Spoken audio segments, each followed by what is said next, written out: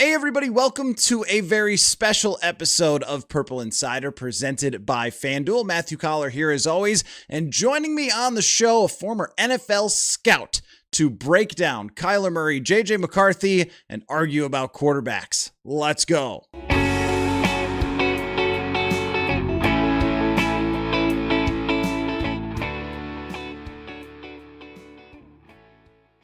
All right, joining me on the show today, former NFL scout with the Philadelphia Eagles, with the New Orleans Saints, and former director of player personnel for the Buffalo Bills, Jim Monos joins the show. We've been texting back and forth about the Vikings quarterback situation. I was like, Jim, the people need to hear what you have to say about Kyler Murray, JJ McCarthy, and other quarterbacks. And ESPN just released its 10 best quarterbacks list by people inside the NFL. So I got a question about that for you as well. But welcome to the show, my friend. How are you? Welcome. It's good to be on this, Matt. Thanks for having me. Humbled to be a part of this. I know our text debates, quote unquote, for the people that aren't watching, text debates over players is always fun. Now we're doing the real thing. I like this. All right. Well, why don't we just not waste any time? The Vikings go out, they get Kyler Murray. And what I want to know from you, I want to break it down in a couple of different ways.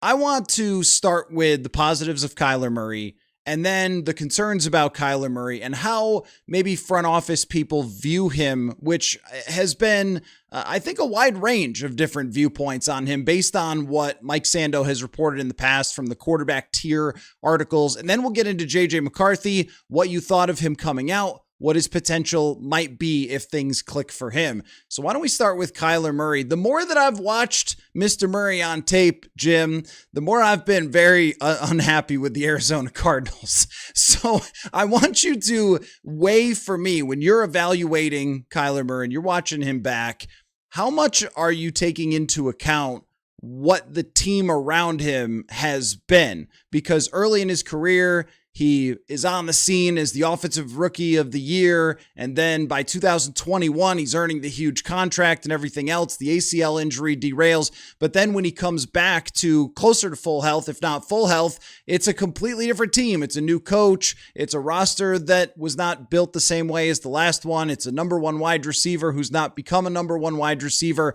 But I want you to begin with the strengths of Kyler Murray and how you weigh the circumstances around a quarterback like this.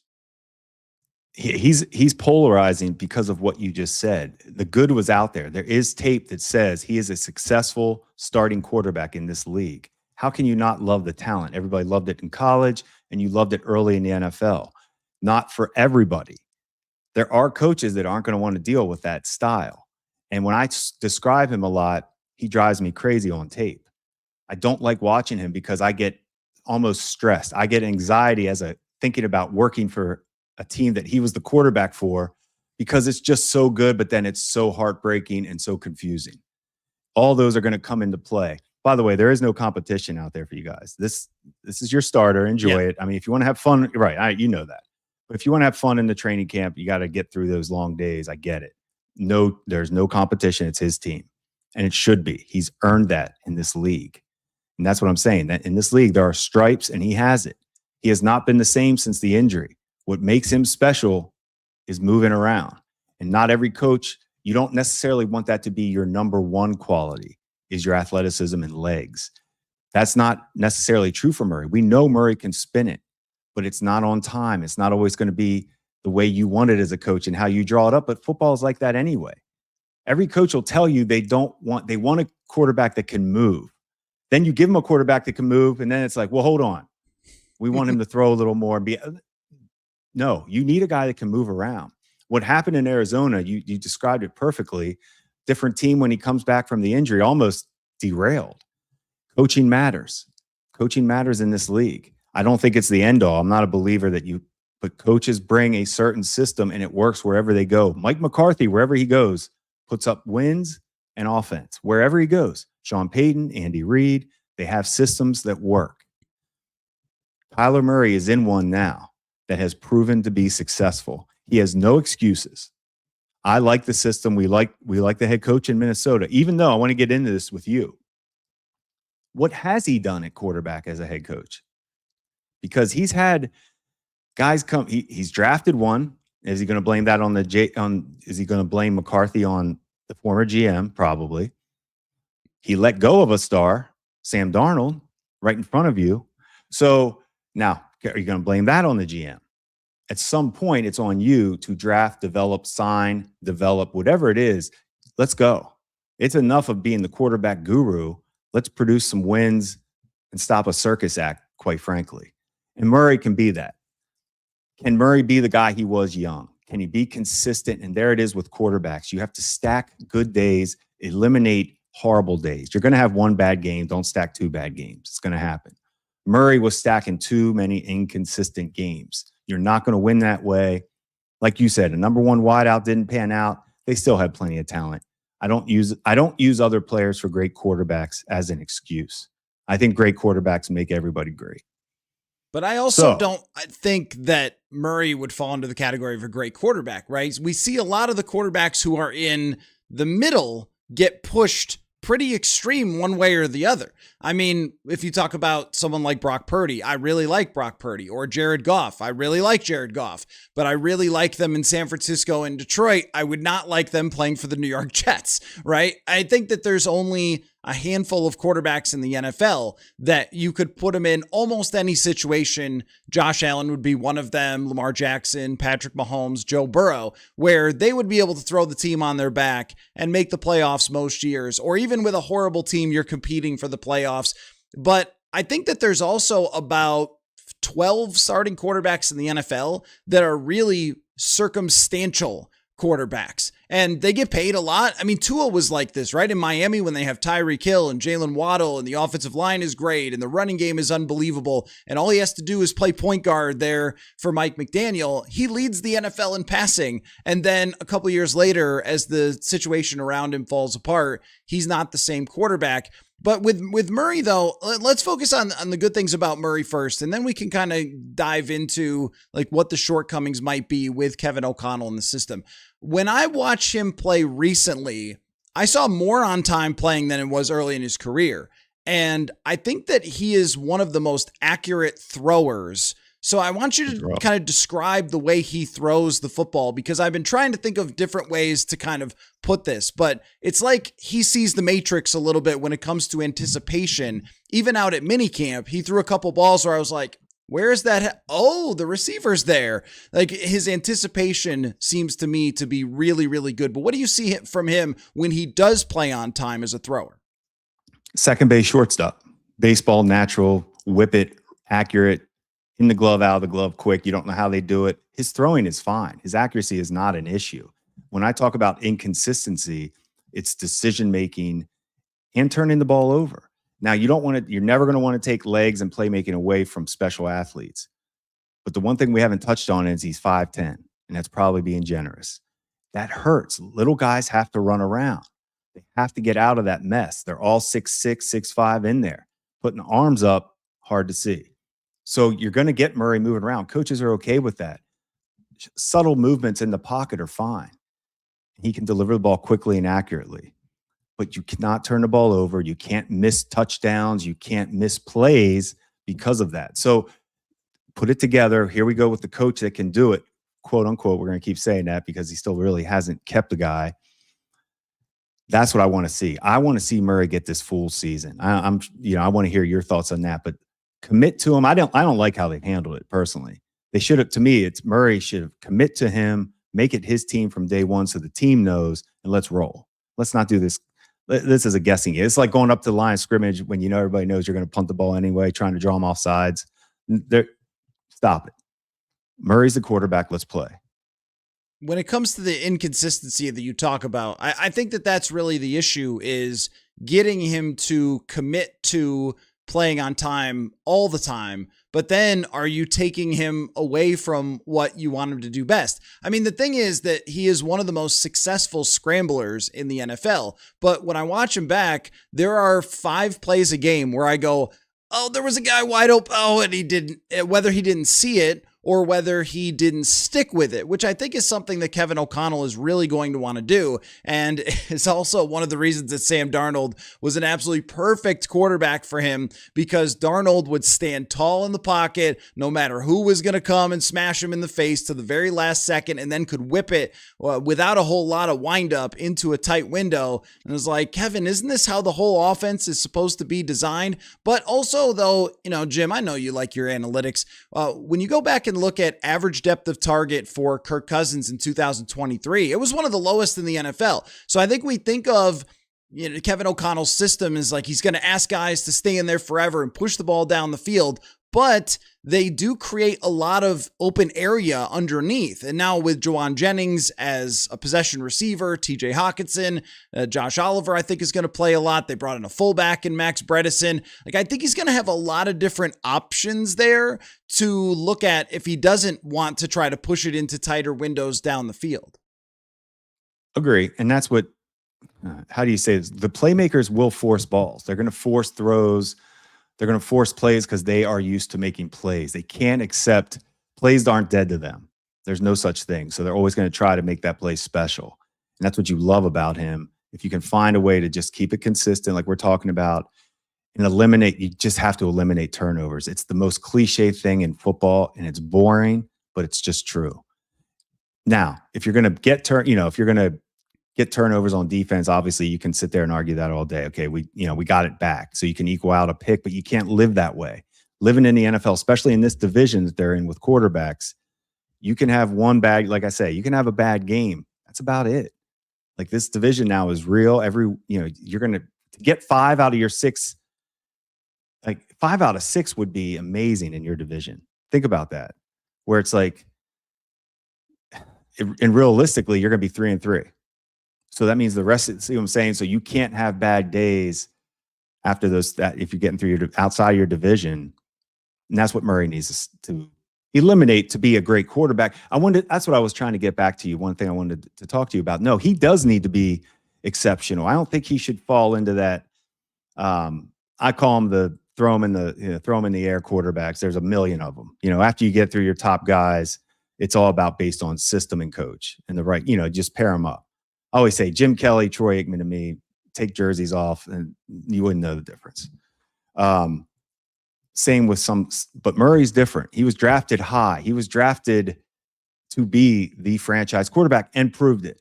So, and he's done this in college. He's done it in the NFL. So I do think we need to see him be the guy and I know this team is loaded, but be the quarterback, be the great one. And the next thing is the other concern I wanted to get back to too, and you talked about Tua. He hasn't been the same since injuries.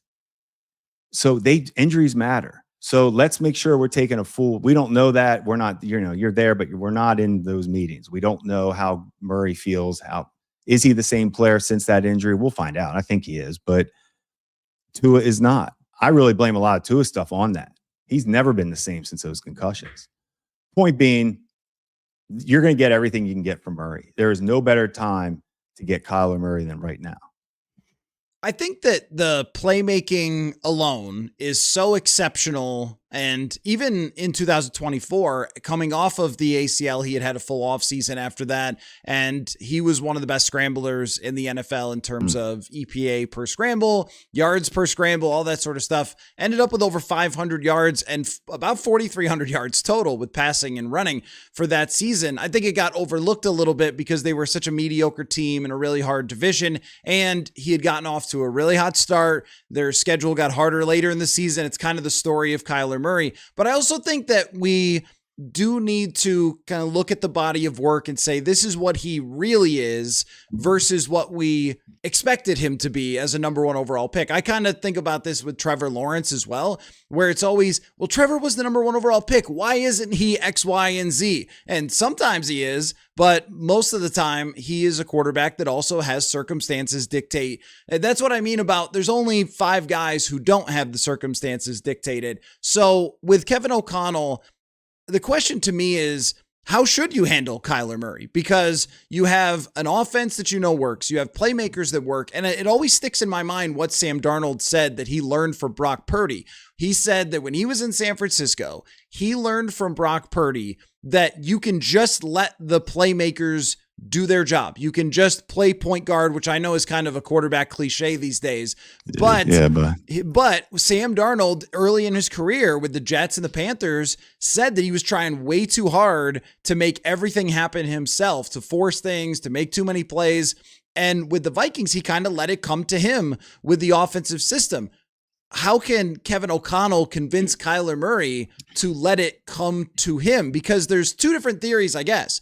One of the theories would be you try to, and this is, I think, what Arizona did in 2024. They tried to contain everything, like keep it underneath, short passes, and he completed a metric ton of them to Trey McBride, who's an excellent player. So lean on your number one guy. Right, he's fantastic.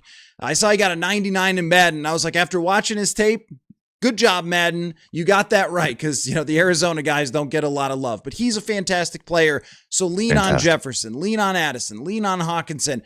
The other theory would be that the only high-end outcome of this thing that's not just, hey, a 9-8 type of season is if you let Kyler Murray cook, right? If you let him kind of do what he needs to do, and you hope that you catch the high end of that. Because one thing I've noticed from a data perspective is that his numbers under pressure are either the best in the league some years or the absolute worst. And I think that that's a product of scrambling quarterbacks, is that sometimes it works and sometimes it doesn't, unless you're Josh Allen, where it just works all the time. But I think for someone undersized, that's kind of the inconsistency. But if you catch the high end of that, if he's hot when he's going that way, it's really hard to stop him. Yeah, for me, I'm with you. I'm told you, I'm with give this team to Murray. He was the guy in college. He was the guy in the NFL's early. That's what he's used to being. He has, to me, see, I would disagree a little bit with you with his, I think he's closer to the Lamar Burrow, Josh Allen, Mahomes talent, where I think Trevor Lawrence is more to that shake him up, put him in a system you maybe can win. I don't know what Trevor Lawrence ever did that was so special coming out of Clemson.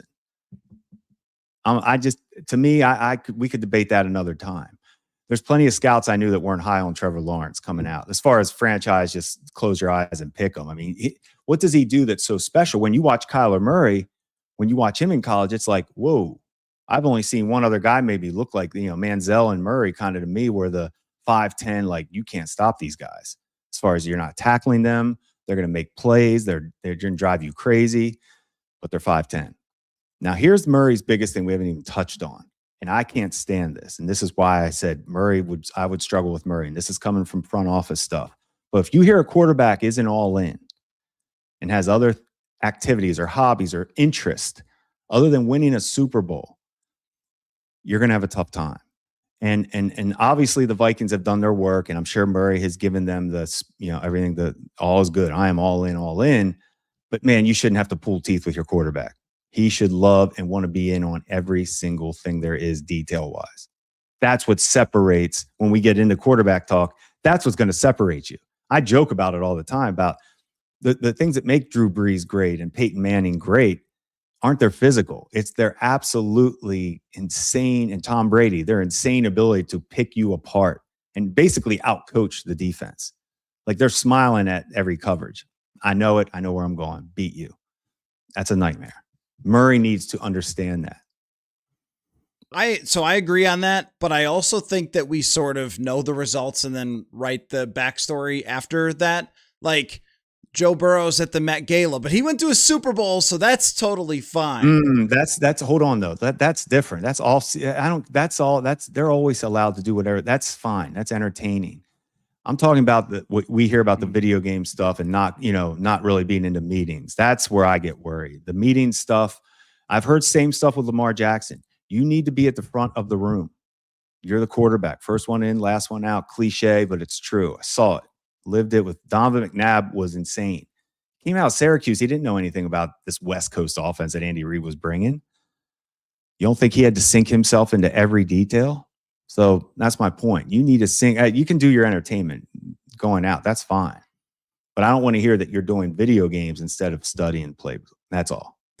Well, I also think that, when Joe Burrow's playing chess right before the Super Bowl, and if people only focused on Lamar Jackson or on Kyler Murray playing chess and not Call of Duty, I think it would be a little bit different story. But the whole thing also is I get this, but I also think that people can grow. Right. That quarterbacks, like if you look at with Caleb Williams, what happened where he comes into the league and it seems like a very entitled type of attitude, and they treated him with these kid gloves, which I think Cliff Kingsbury did too with Kyler Murray, where it was, and I was talking with Josh Weinfuss of ESPN, who covered his entire career there, and they talked about trying to meld his college offense with his NFL offense because that's what he was comfortable. Yeah, I mean, you just can't do that, right? Like, not if you're going to maximize what an NFL quarterback is going to be.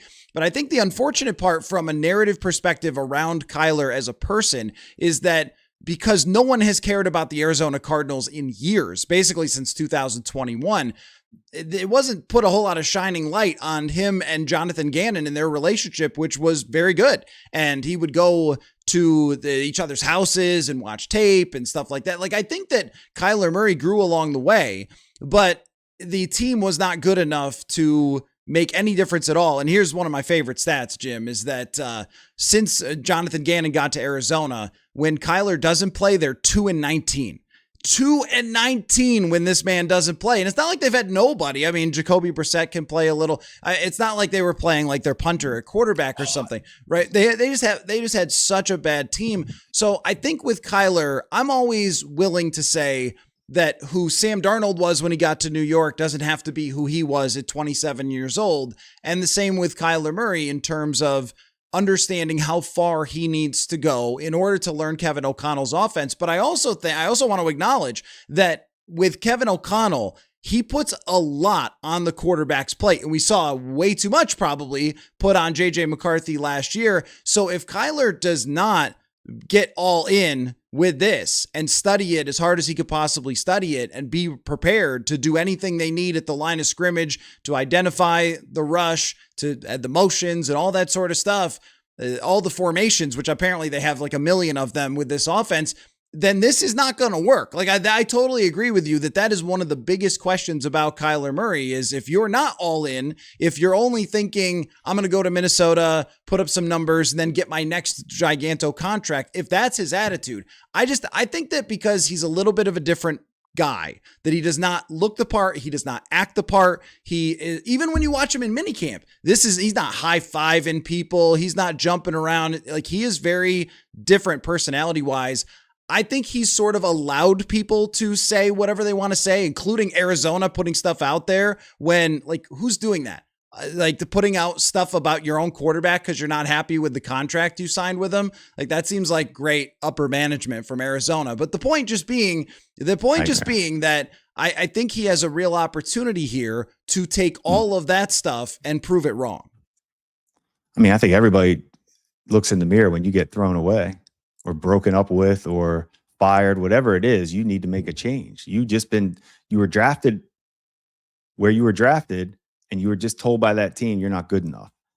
That's a hard thing to swallow. So you're going to get, to your point, I'm not sure I'm not there. It's like you are. If you're not seeing that total interaction yet, I would pay more attention to that at training camp than now, because it is so new that he might just be that's a lot. And you have so many people, these June things in May, and that aren't even going to be there in the regular season. So bottom line, training camp, I'd like to see him more engaged. Hopefully you'll see a more engaged Kyler. He also knows May isn't the time you make your money. So I'm good. I'm, like I said, Murray, hey, the video game stuff, I'm just using that as an example of, if it's I'm not saying that, look, he played video games in college. He played video games when he was winning Rookie of the Year. So obviously in his mind, he can do it. It's just when you aren't winning, now everything's going to get just magnified a little bit more. And maybe it's more than just video games. I hate saying video games all the time because, like you said, that's what they're putting out there. But obviously there was attention to detail that wasn't being met by Murray. And that's what Arizona wanted people to know. And that's all. Now, yeah, if he can't do it now, then he officially just doesn't love football. Like, if we hear these things coming out of Minnesota, he doesn't love football. We haven't heard anything yet. So Yeah, I think that when it comes to how he interacts with teammates and stuff out on the practice field, I just think that that's where people are can I don't know. I don't know how to put this, but we have a certain vision of how a quarterback is supposed to act. And JJ McCarthy checks all those boxes. He is the most enthusiastic guy out there. Every missed pass, he's going up to the wide receiver. Now you could say performative and maybe a little bit. I don't know. On the other, the high end, over the top, right? A little over the top with some of that stuff. But I think with Kyler, that's one of the reasons that people view him the way that they view him, is that he does not act the same exact way. And I also think that if he won a couple more games and was in the playoffs a little more, we'd be like, it's really Kyler's quiet brilliance. That's my whole point about all this sort of stuff, is like we tend to have an expectation for someone. If they're short of it, we look for all the reasons that are not maybe right there in front of us. And then if they succeed, we say, well, that's definitely the reason that they succeeded. It's because he can separate himself from football by playing all those video games. That's just, we do that. So that's my only point about Kyler. Now here's a question for you though. Where would your bar be to give a contract extension to Kyler Murray? How well would he have to perform this year for you to say, all right, lock him up? Let's just say the Daniel Jones contract, like 2 years, somewhere in the ballpark of 50, but it's kind of not really 50, if that makes sense, 50 million per year, somewhere in that range. What type of performance would you require? Top 10 offense. Simple as that. Top 10 points per play is a stat I like, better than points per game. Points per play for offenses is where you really dig into who's doing things right. And I think that has to be a top 10 where as a head coach, I need to go to the owner and GM, however it's structured, and say, this is the guy. We can win a Super Bowl. We just got to fine tune this, but we got it. If they're up and down, you're going to see it. If it's inconsistent and it's not top 10, he ain't the guy. You have to get in that top 10. When I say top 10, that's playoff football. That's really how you got to judge yourself. Top 10. Other than that, it's watered down. So if you aren't in that top 10, I did a study on this and I tried to figure out what the bar was for reaching the Super Bowl. Like what would the average Super Bowl team look like? And you're exactly right that the minimum was being like the 10th best passing offense in total EPA. And if you're below that, the only team I could find that went to the Super Bowl was that Eagles team where Saquon ran for 2,000 yards. But that's a total outlier. That's like 2000 Ravens defense or something. Right. So we can't use that. Every other team was top 10. You didn't have to be number one, but like Seattle, they were, I think, 9th this year in total passing EPA, but you do have to be in the top 10. It's funny you just said that about Seattle. I can't tell you how much I love Sam Darnold coming out of college. And the stuff I heard on him was the turnovers, that, hey, it's a mental thing with him. He just too many turnovers. Okay. I do believe the right coaches can help you with that. He couldn't have gone to a worse situation.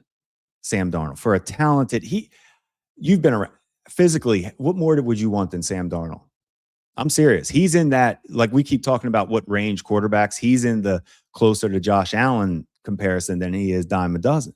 And that's just, so to think what he went to with the Jets. And then here he goes to Minnesota and could have had a coach that seemed ready to now, I guess he's one of the guys I think when you're in the business, whatever, and covering it like you do, you pull for good guys. And Darnold didn't do anything wrong. He got drafted to just a disaster franchise. Yeah. Sorry, I went off the top 10 stuff, but no, Darnold, Seattle. Yeah. No, that's totally right though about Sam Darnold and the way that he handled not only the situation here, knowing that the team had their darling behind him was first class, and the number of times that people asked him, hey man, like they played against the Jets, like, so what happened with the Jets or whatever, and never would ever go there. He wins the Super Bowl. He could have easily walked into a Super Bowl press conference and been like, Carolina, Minnesota, New York Jets, screw you, I'm a champion. Has never said anything like that, and has just continued to credit other people along the way, credit his teammates along the way. I thought that he was a tremendous leader for this team. And that's the thing that, hindsight is part of this, but I also think with that one, it wasn't just hindsight. It's you've got a quarterback to perform at this level. And when you talk about the bar, this sort of ties into the bar that I remember Kwesi Adolfo-Mensah saying that they had a meeting before the season saying, how good would Sam Darnold have to play in order for us to give him a contract extension rather than going with JJ McCarthy? Then he goes for 4,300 yards, 35 touchdowns, which if you use Pro Football Reference and you look at all the different quarterbacks who have put up just those two numbers, just those two basic box score stats, it's all Pro Bowlers, Hall of Famers, and that's it. There's no bums or average or one year wonder guys who have put up numbers like that and more than 11 wins, which they had 14. I think it really came down to they were so frustrated with those last two games that they thought, A, he sees ghosts, which I never bought because there's a lot of quarterbacks who fall apart in their first playoff game. Yes. But I think another part of it was that they believed that they just couldn't get to a Super Bowl with a team that wasn't strong enough because they had drafted so poorly for so many years. And I think that really is the part of it. In hindsight, it is like, how in the world could you get rid of Sam Darnold? But I think they looked across at the Rams and said, how in the world can we compete in the playoffs with the Rams if we're not going to have good enough interior pressure, good enough interior blocking, all that sort of stuff? And they sort of missed the forest through the trees a little bit with, yeah, but if you don't get quarterback play like that, you're going to be a really good team that misses the playoffs, which is what happened. Yeah, it's fun for me to be on this side of it sometimes and to say, wow, how could you let Sam Darnold leave your building? Sometimes you can be too close to a situation. I mean, like you said, they invested in McCarthy. Darnold, like we said, he's his own worst enemy by saying he saw ghosts that one game, and then it just sticks with you. Everybody in a first playoff game can have a bad game. Drake May just played 4 horrible games pretty much, and we're sitting there acting like they're going to win the Super Bowl. I'm like, he was awful in the playoffs. Anyway, point being, you had to have conviction. I'm surprised I'm surprised he didn't have conviction on Darnold before he got there. Like, to me, it's like if you thought you saw what you thought in Darnold before, hey, I love Darnold. He was in a bad spot. Let me get him. Let me get my hands on him. Yeah, you did. 14 wins. Like, yeah, okay, hiccup in the playoffs. Let's retool it and let's go. Like, you just got the guy. So that's what's, to me, as in a front office, I'd be frustrated because if you saw the talent in college, you had it in your building. You saw it right there. Now you just saw it win a Super Bowl.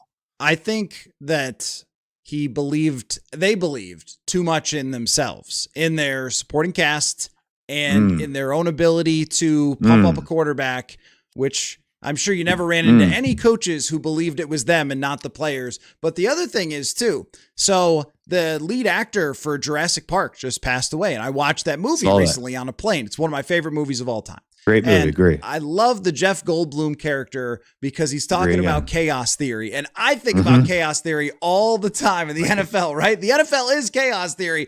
And I think as we transition the conversation into JJ McCarthy, that they did not anticipate the amount of chaos that ended up playing out. Not only did he miss his first entire season, which I think they underrated how far that set him back, because I'll tell you, in 2024 training camp, I would have said JJ McCarthy is going to be the quarterback by week 5.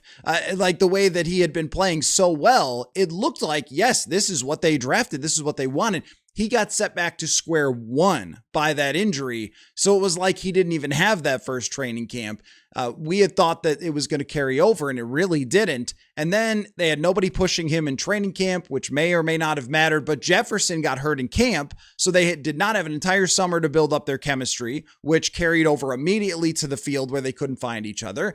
And then, okay, he has a good ending to week 1, a bad week 2. On we go to play Cincinnati, right? That'll be fine. Get right game and everything else. Guess what? He gets hurt. And then Carson Wentz has a big game against Cincinnati, but guess what? It resets him again. So he doesn't get, the full week and the preparation, everything else. Then he's out 5 more weeks, has to come back.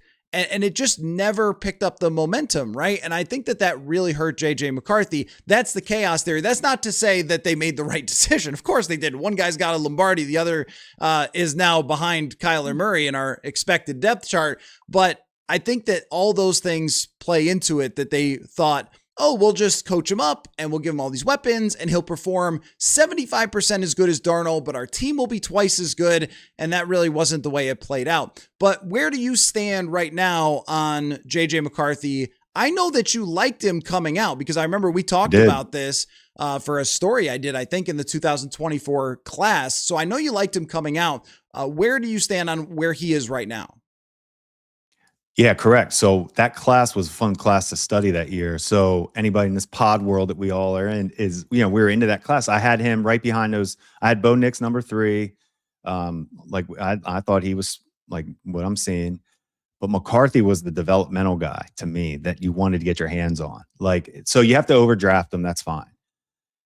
What I can't believe in Minnesota, I just want to just put my hands on people and just say, slow down, take a breath. You're passing through a lot of really talented quarterbacks. Like you're identifying the right guys. Just take a breath. Like JJ McCarthy had a lot of unfortunate circumstances happen to a young quarterback. And he was actually showed some, like he showed resolve. He fought through it, showed some production.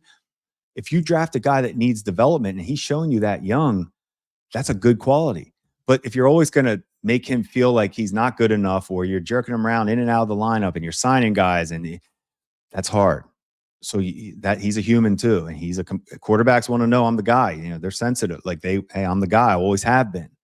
So now he's going to go over the top, I think, from what I'm hearing from you a little bit, it sounds like, and that's okay. It's fine. And nothing matters till you get into games anyway, but he is physically talented. You've seen the good. And I'm going to say it sounds like a broken record, but McCarthy's issues, he can spray the ball. His accuracy actually is not. He can whip it, but the accuracy needs to get consistent for him to utilize all his talent.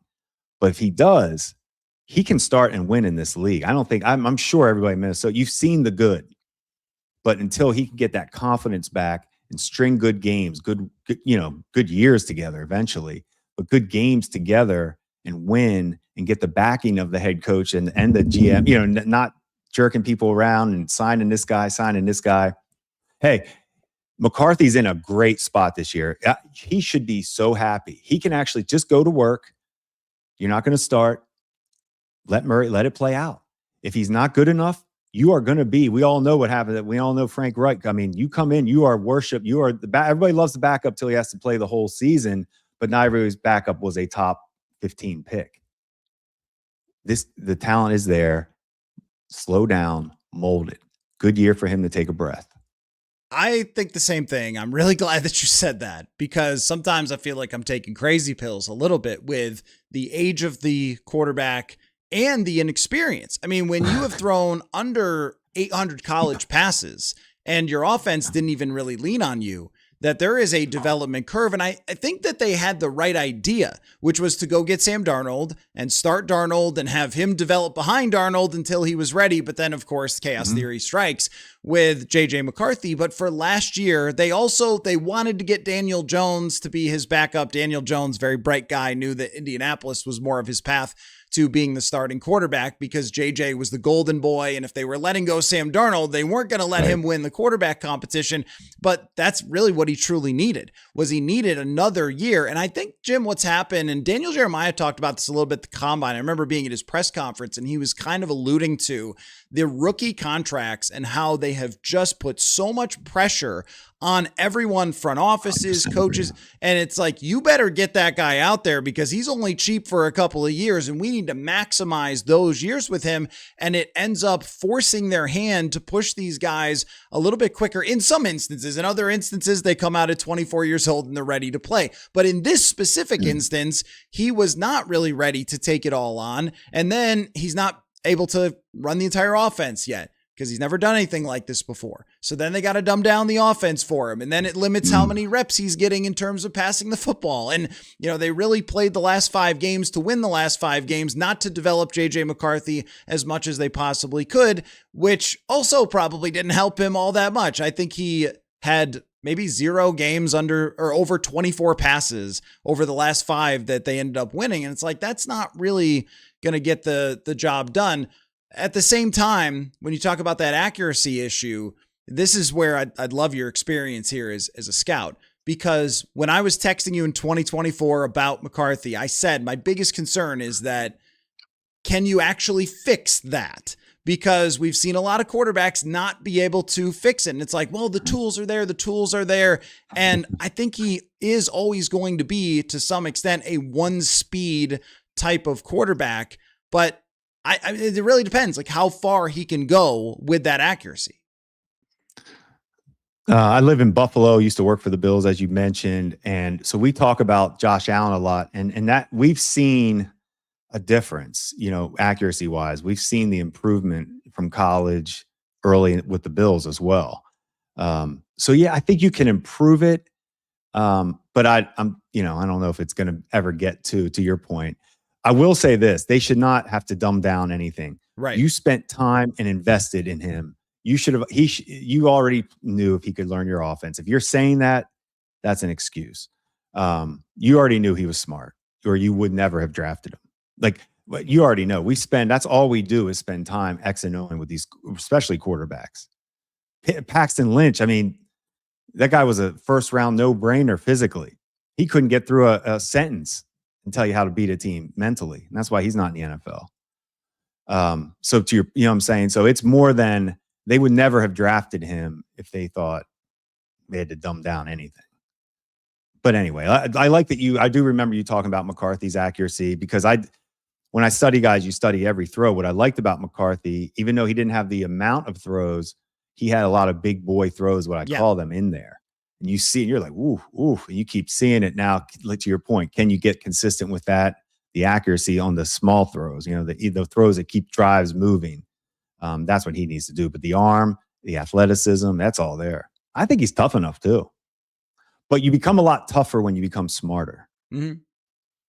When you aren't sure of what you're seeing, that's the ghost. That's the not tough, whatever people might say. But that's really what it is. You're just not seeing things. I think that really was the issue last year, because what I saw a lot on tape was he would drop back. And I know enough of KOC's concepts from watching the tape, every week. It's like, that's when you're supposed to throw. Oh, and you were a little late. And then he realizes, oh no, I was a little late. So now I'm going to whip it 400 miles an hour instead of just accepting, I missed that one. And I'm going to get yelled at on tape, but here, Aaron Jones, have this football. Let's get 7 yards. Let's go on to the next play. It's, oh no, I still got to make this play. I'm going to throw it as hard as I freaking can. And then when he does try to throw it as hard as he can, that's when you have no idea really whether it's going to be a strike or whether it's going to hit the mascot. And so I think that the more reps, and this is where I want to tie it back into, I think this could be the best thing that happens to his career, would be to focus on himself. What it really comes down to is whether he will be willing to do that or not, because I can't imagine the ego hit for someone who goes to IMG Academy, wins a national championship, then goes and wins a college national championship. He's known as the guy. And then his own team says, you know what? We had a great quarterback here, but screw him. You're our guy. We love you that much. And then all of a sudden it's different. I think that is a lot for somebody to handle when they are a younger quarterback, and how he responds to that will probably dictate what happens here for his career. Because if he responds to it and says, this is good for me, I can focus on my development and I will get another chance. Because with Kyler Murray, you never know when he's going to twist an ankle, and somebody steps on him or something running out of bounds. And I think that you should be ready to play 5 games potentially this year, with Murray being, the scrambling quarterback. So if you are the guy ready, as great backup quarterbacks always are, like, why is Nick Mullins still in the league? I'll tell you why. Because you could throw in Nick Mullins anytime, right? I love Nick Mullins. Yeah, I think he's a top tier number 2. I love Nick Mullins. Okay, the best. Well, the best. Just real unless quick. You have to start him. Well, you don't want to do that. But what I loved about Nick Mullins is when he did start, he was just like, all right, guys, I'm running this offense. I'm firing it downfield. He's throwing for 400 yards. Yeah, 3 or 4 picks, but he was not afraid at all. My favorite thing about Nick Mullins, though, was in 2024, they're playing a key game against the Chicago Bears, and Darnold gets hit, twists an ankle, has to go to the sideline. It's 3rd down and 18 or something. And O'Connell calls a pass play because he's Kevin O'Connell. Of course he does. And Mullins drops back, reads the defense, fires it underneath. They get a 1st down conversion. Darnold comes back. They go down, they score. It's like this dude was big. on the sideline, locked in, ready to go, ready to throw that ball. Anyway, one of my favorite guys to interview of all time, just because he was just so intelligent. But put that aside. If you take Nick Mullins' attitude, if you're JJ McCarthy, you have 4 times more talent than Nick Mullins. This is really going to work for you. If you take an egotistical attitude of how dare my franchise, they care about me anymore, I'm done with them, whatever, then you're never going to get to that point because development is very much needed for him. Any business you're in, I don't care what industry, you get bad news dealt to you professionally and it's unfair, you have to take it. It stinks, but you got to take that unfair, whatever it is professionally. Humble yourself, to your point. When you get your next opportunity, you're going to get another opportunity. Make the most of it, to your point. That's all. If it doesn't happen in Minnesota, there's going to be teams begging them for you. Yeah, no, I think so. I mean, there's at least 5 teams in the league who should be calling the Vikings to try to trade for him, right? Including Kyler Murray's former team. Right. Oh man, what that's unreal what they have going on. Yeah. But yeah. So I want to ask you about, one quick real thing. I want to know how good you think this is going to work out for the Vikings. So right now on FanDuel, our sponsor, the Vikings are plus 500 to win the division. They're 4th out of 4 teams. The expectation is not that high for this team, and I think it's uncertainty that really plays into that. So where do you think the Vikings will finish in the division? Like, what's your prediction for this team? It's just hard for me to get them over 3 in that division, 3rd. Detroit is such an established machine, basically. The Bears, we don't know, and Green Bay, we don't know, other than, wow. Like both quarterbacks, Love and Caleb, are capable of being the 2 best in the league and capable of winning a Super Bowl tomorrow. So those are the 3 teams ahead of you. So good luck. We're sitting there talking about Kyler Murray's biggest issues, inconsistency. Those are the 3 teams ahead of you. So to me, they are last in the division. I talked about this on the pod I do go long with Tyler Dunn. Doesn't mean they're not a bad bet on FanDuel plus 500. But that's true. Because if you do get that, if you do get Kyler striking, you have a monster defensive coordinator in Flores. So you have a nice quarterback defense combo coming, which can win divisions. But I just don't see Murray leaping those other quarterbacks personally. I know it's not a quarterback battle. That's just how you judge a division anyways, quarterbacks. If you're last quarterback in the division, that's hard. Yeah. I mean, he's got to prove that he's not. I mean, the way that I've got to prove he's not. Yeah, right. The way that I've thought of this entire thing is, for Vikings fans, you should expect your team to have lower win-loss totals, bad projections. No one's going to rank your quarterback very high, like all that sort of stuff. Now, that also happened in 2024. So we've seen this team, and this is why we love football, because we never know what's going to happen. But you should expect that for this offseason, that no one's going to respect you when the other teams in the division are coming in with established quarterbacks, which is what I wanted to ask you about, which was Caleb Williams. So ESPN did their executives and coaches thing with Jeremy Fowler, and Caleb Williams was a top 10 quarterback on this list. Jordan Love actually got left off, which was a little surprising to me. Yeah, that's surprising. I would have him as a top 10-ish quarterback, and I also would not have the guy who had the lowest completion percentage over expected, which was Caleb Williams, as a top 10 quarterback. Oh. I think that you have to show that you can throw straight drop back, hit the back foot, be accurate, play after play, before I could say that you're truly a top 10. Now, talent-wise, of course, Caleb Williams is in the top. But I'm curious about what you think of just where he's at right now and his trajectory. It's hard to make a living that way with Caleb. That's what they need to show this year. I want to see them come right out of the gate. The best teams, I do a stat, I have to keep it on my own because nobody really keeps it, but first half point differential. The teams that come out and score first win. I lived it in New Orleans. And then what you do when you come out and score, the other team becomes what? One-dimensional. They throw, which is turnovers. And what do you do in the 4th quarter when you're a good team? You run the ball. And that's what we did in New Orleans to win the Super Bowl. Run the ball in the 4th quarter to win. That's what Sean Payton's philosophy. Score early, play defense, run to win. And that's where Caleb has to get to. You can't live trying to make highlight plays to come back all the time, 3rd and 18s. And he's one of the few people that are capable of making those throws. You see it. I mean, but you can't live that way.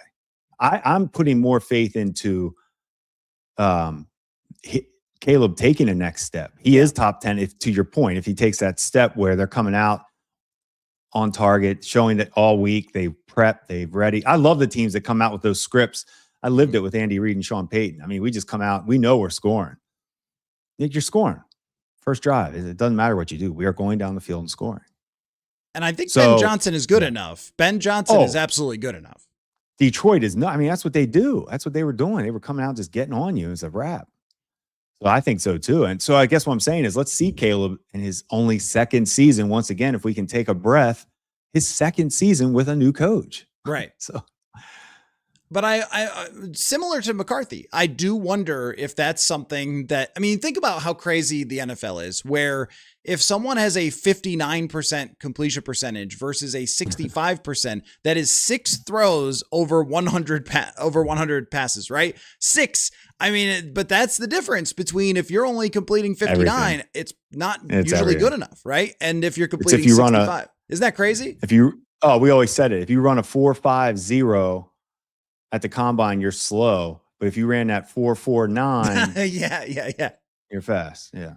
But if that number for Caleb Williams does not get to 65, then it's going to be hard to be consistent. I think that number does tell a story there for him, even though the completion percentage is not the best statistic. But if you're under 60% in the year 2026, you're not doing well enough in terms of accuracy. Now, one thing that you and I chat about sometimes, whether it's social media or texting back and forth, whatever it might be, is historical quarterbacks, because I texted you the other day that I thought Chris Miller could have been somebody from the 1990 Atlanta Falcons. He had Andre Rison. It was a great offense and a pretty bad team, but then he had concussion issues. Anyway, that doesn't matter. He did, but he was good though. He was good. I mean, yeah, you made me laugh on that one. I haven't thought about Chris Miller in a long time.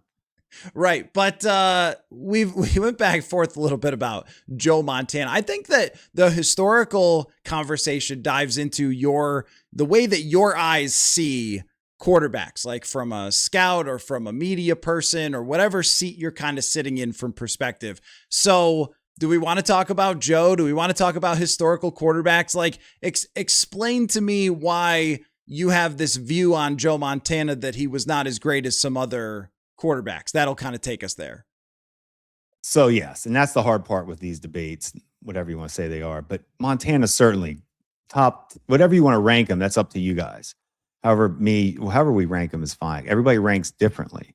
I always do how I would draft somebody. Yeah. And if I have a draft board and I see Patrick Mahomes and Brett Favre and John Elway and Matt Stafford and how many guys you want me to keep naming, I'm sorry, but on my draft board, Montana's falling down.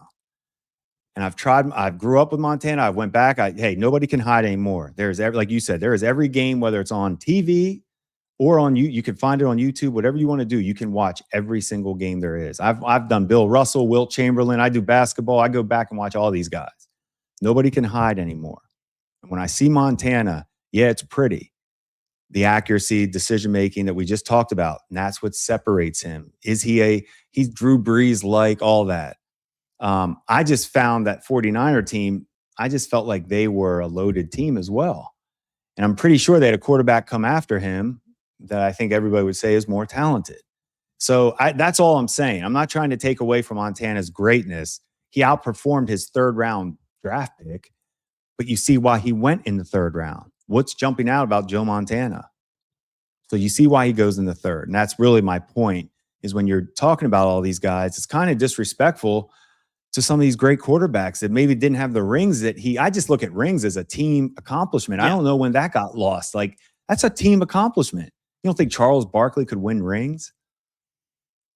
So that's my thing. It's a team accomplishment. So I don't like to use rings as the argument for Joe. I totally agree with you on just rings. Otherwise, we would say, Eli Manning would be like a top 5 quarterback or something. Eli, if it's just rings. A system. Yeah, Eli's a system. Like Eli, you break him down, there's no physical. He's not a special physical specimen at quarterback. Yeah. He's a system. He needed a system, a talented team around him. So the point on Joe Montana, though, is what is hard, I think, from the media perspective. And I love the scouting angle too. And I get it, because you start breaking down skill sets and you go, well, he certainly doesn't have John Elway's arm. No. He certainly doesn't have Dan Marino's accuracy or release. He certainly doesn't have the size of Dan Marino. But there's two things that come to mind. I mean, one is the results are the results, right? Like the results are in, and you could talk about whatever the hell you want to talk about, but he was a dominant quarterback that way. I also think too, though, here's what I think about. I play a ton of chess, and the greatest chess player on earth, his name is Magnus Carlsen. He is not flashy by any means. He plays the slowest form of chess, and here's what he does. Great decisions over and over and over and over and over. And at the end of the day, the more brilliant people, they don't always beat him. In fact, they almost never beat him, because he is so consistently right time and time and time again. And I think that about Tom Brady too. And Peyton Manning, but Brady does not have a crazy skill set, but he's right time and time and time and time again. And at the end of the day, he's putting up big numbers. He's winning. Whereas John Elway, who of course I love, is running all over the place in his prime, not the later years when he actually won the rings, but in his prime, he's run all over the place. He's making crazy throws. He's getting strip sacked. He's throwing picks, but he's also throwing 70-yard touchdowns and stuff. I think that's a little harder to win that way. So from a skill set perspective, you would say, yeah, I mean, if you put Marino on the 88 San Francisco 49ers, oh my God, it'd be the best quarterback season of all time. But I also think that guys like Brock Purdy, guys like Jared Goff, we underrate them sometimes because those guys are so good. We don't factor decision-making and consistency as much as we do skill sets. It's funny because I actually don't think Purdy's a great decision maker, believe it or not. Because I think he's a really good athlete, and he is, he messes around too much sometimes for me. But I'm with you on Goff. He's a good example of, he was a number one pick or whatever he was. I mean, for a reason. I mean, he's pretty throwing the football. There is a physical skill set with Goff too. I mean, I always call him Greg Maddux. When he's on, he's just painting corners. You're not going to stop him. But he has that fatal flaw, which Marino had, and if you're getting to him, he's in trouble. That's every quarterback that can't move. Here's the way we can end this thing, not end it, but if you ask Sean Payton, who is he drafting, Drew Brees or Cam Newton? He's taking Drew Brees every day. If you ask a GM like me or somebody, who am I taking, Cam Newton or Drew Brees? And I have a Super Bowl ring because of Drew Brees, but I could never look my owner in the eye and say, I'm not drafting Cam Newton over Drew Brees. Yeah. That's ridiculous. That's I've never seen that. That's the different mentality. Coaches, and that's what makes the great quarterbacks, the guys that can learn what the coach is asking him to do and just transfer it so the coach doesn't have to do anything. That's really I always say that about head coaches. They just want a quarterback that can just just get them in the right place so it makes them look good. Yeah. How many times you hear, we need to check. We got to check that. We got to check that. Why? You're the coach. Call the play. One last thing real quick. Just because you have your career in player evaluation, I would love to know the rightest and wrongest that you've ever been about quarterbacks. And I'll tell you mine. There is a tweet somewhere out there in the ether of social media where I said Patrick Mahomes is going to be the best quarterback in the NFL or the best in the draft class, whatever it was. I was insanely in on Patrick Mahomes. I loved watching him play. I thought I've never seen anything like this.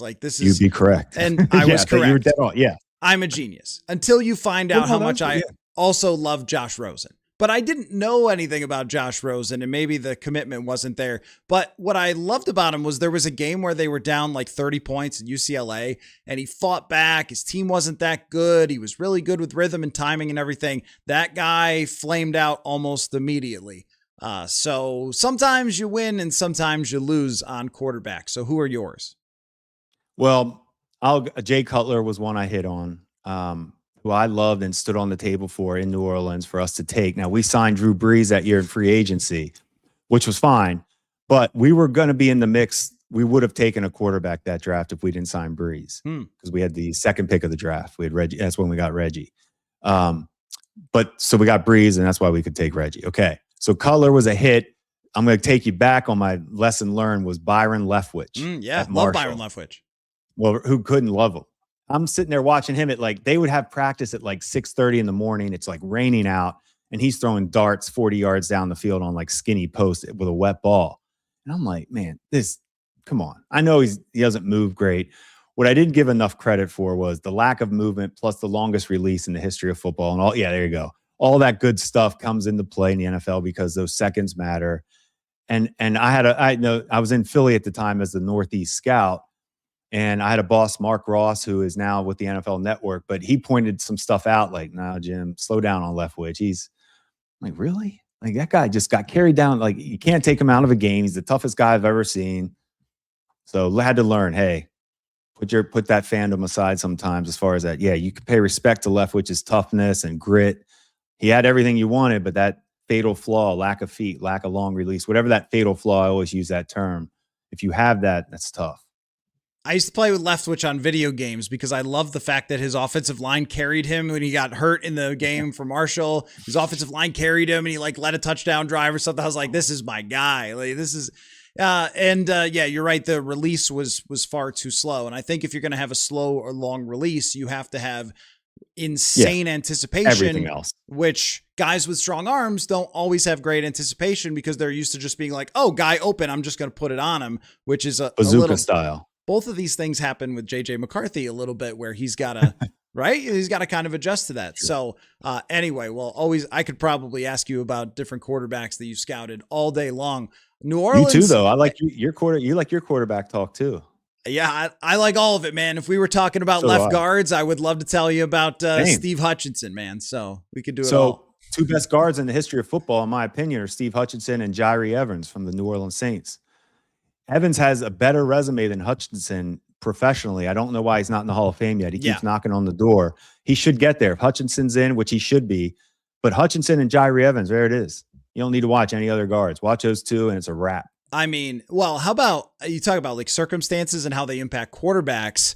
The Saints building their team to have that really strong interior for Drew Brees. I always felt like this was a mistake that the Vikings made with Kirk Cousins, where if you have, like, they have great tackles. The Vikings had great tackles, but Kirk stands in one spot, so the tackles can run the guys by, where the interior, because the Vikings beat the Saints in 2019, the playoffs, by putting Everson Griffin inside and having him beat guys inside and pressuring Drew Brees. It was freaking brilliant from Mike Zimmer. He'd never done it before. He had never lined up Everson Griffin ever inside and then did it for that game to mess with them. But that interior, creating that pocket for him, I think was a huge part of his success.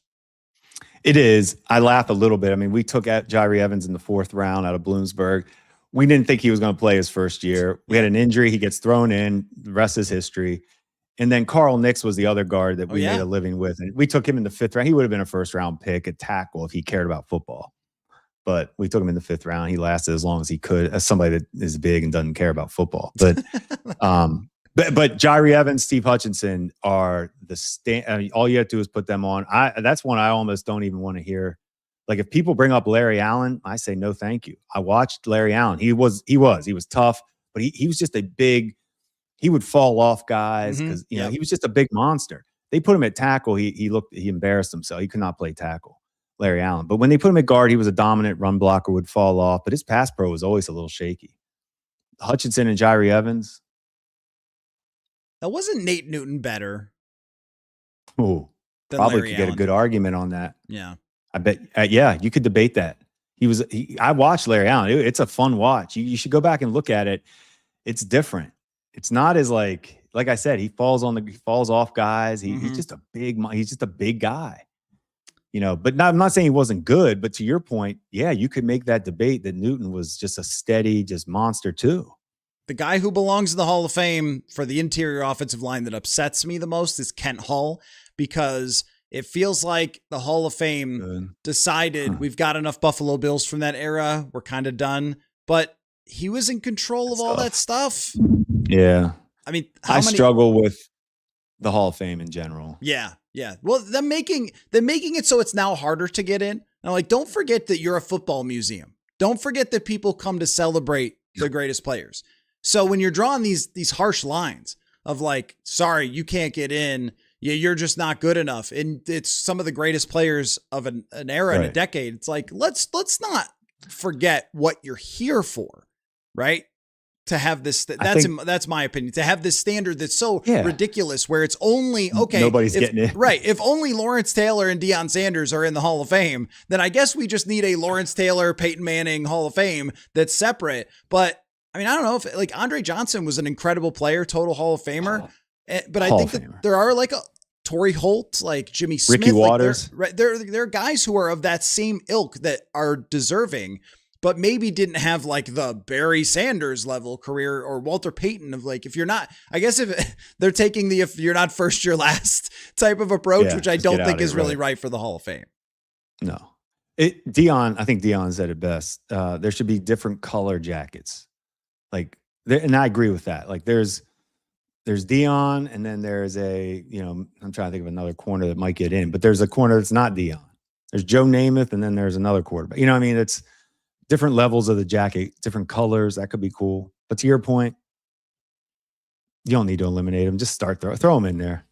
The only reason Deion said that is because he knows he'd have the goldest of the gold jacket. He wouldn't say that if he wouldn't. Anyway, Jim Monos, you do regular podcasting on Go Long with Tyler Dunn. It is awesome. You guys just had Brian Westbrook. Talk about a like throwback, amazing player. One of my favorites from that Donovan McNabb era. That's such a great interview. People should go check that out. But you guys do all sorts of content throughout the season, breaking stuff down. So people should go and subscribe to Go Long. Although I've seen Tyler's subscriber numbers, it seems like everyone actually might be already subscribed to his thing. It's amazing. No, he just, I don't know how he does it. Like sometimes he's like, hey, I did a story on this, I'm like, when? When did you do this one? Like, I know. And he doesn't do short hits. He's not like me. I'm a quick hit. I'm not into he's into the depth. I like it. It's great. Well, Jim, it was an absolute pleasure to get together. Great, man. I will be bothering you soon on more random quarterbacks in your text messages, but I appreciate this, and I know how much my audience has enjoyed this as well. So we will do it again, man. Thanks, Matt. Last question. Brett Favre, Joe Montana. Who you taking? That's the end of the show. Oh, I'm sorry. Do I want a late game interception in the playoffs? Is that what I'm looking for? I just want that destroyed your franchise that they never recovered from and have a Super Bowl ring because of it. Is that what I'm looking for? You know what Joe Montana does? He just takes the first down there. 2009. Yep. Doesn't make the throw against San Francisco, but does take the first down in the playoffs. You should be a politician. You still didn't answer. I'm taking Joe Montana. You just failed your internship. Oh, no. All right. Thanks, Jim. Football.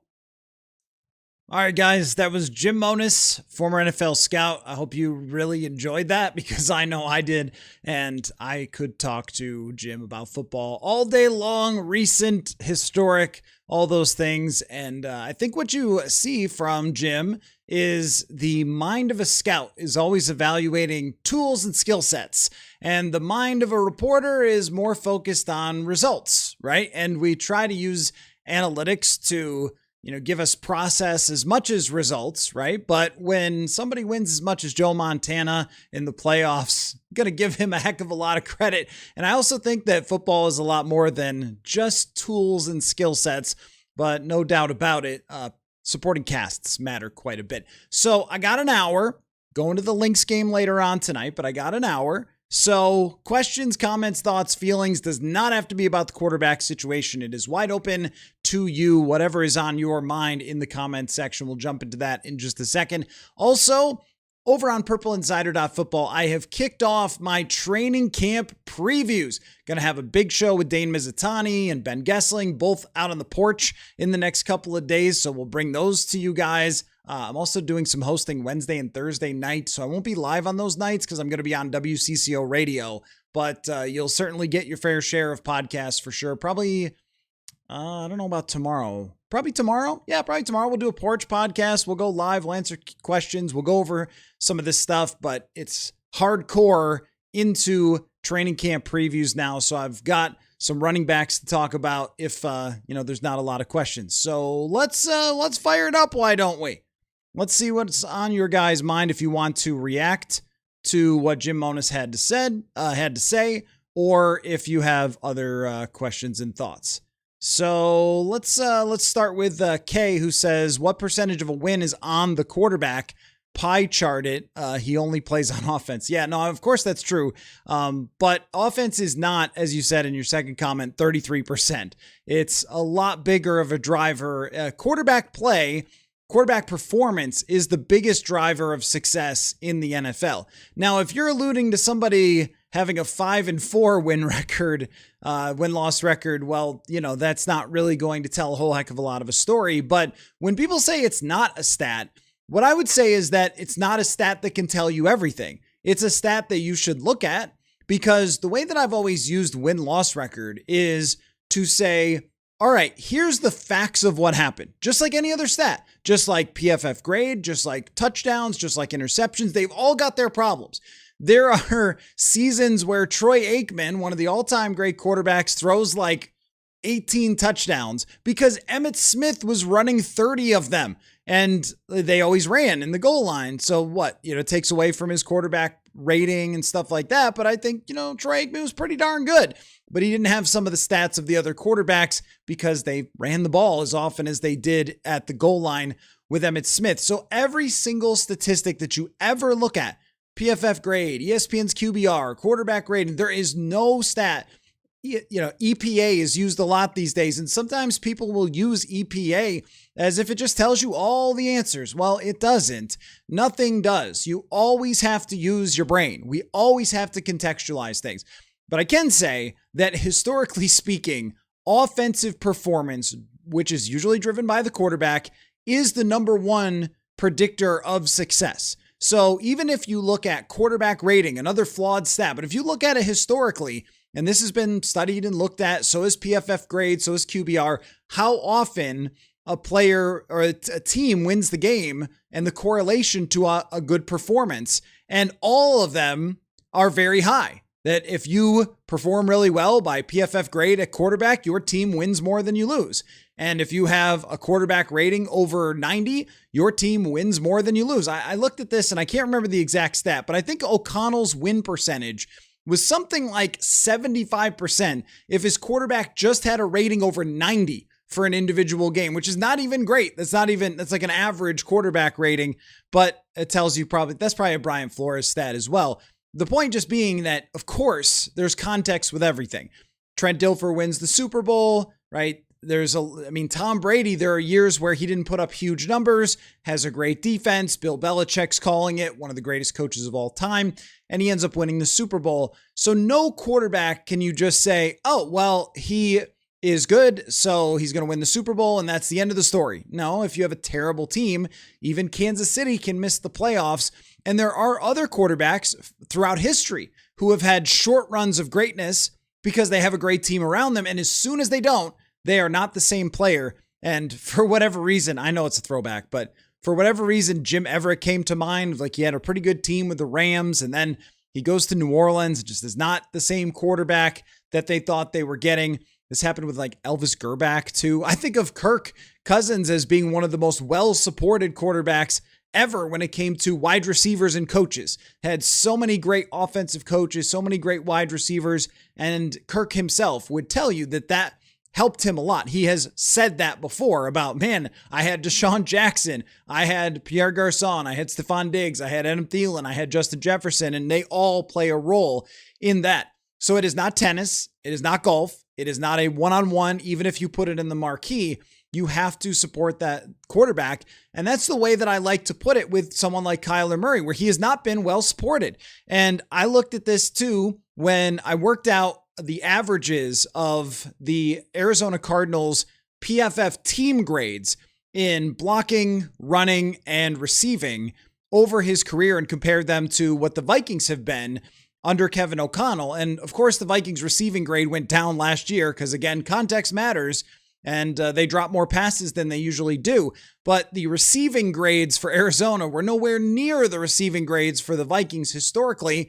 And that could have an impact. It could have a very serious impact. So there's no way to just say, well, it's this much and it's an individual game thing. It's a game by game. Overall, if you perform really well by those metrics, by the PFF grade, the QBR, and the quarterback rating, if you are really good on all three of them, you probably have a 65 or 70% chance to win the game. if your quarterback plays that well. But it is not, there's nothing that's dead set and locked in. But if we're equating this to JJ McCarthy's win-loss record, it really doesn't mean anything, because one of the wins Max Brosmer had to close out against the Giants. The other one, he played only the first half against the Green Bay Packers, who weren't playing any of their starters. He played a great game against the Dallas Cowboys. That was phenomenal. But I mean, Washington, it was a blowout from the very beginning. Like, you have to look at each individual game and each individual situation to be able to say, is this guy really a 500 quarterback? Is this guy really a losing quarterback? When Matthew Stafford goes to the Rams, he's a losing quarterback. What is he thought of as now? A losing quarterback? Which is kind of some of my point about the Kyler Murray narratives is, I get it. And if he isn't committed and he doesn't spend the time and all that sort of stuff, then yeah, I mean, he's going to come short. There's no question about that. But I also think that just like with Sam Darnold seeing ghosts, when did the Call of Duty thing even get put out there? Was it like 5 years ago? I mean, I think that would anyone want to be judged who's in their 20s?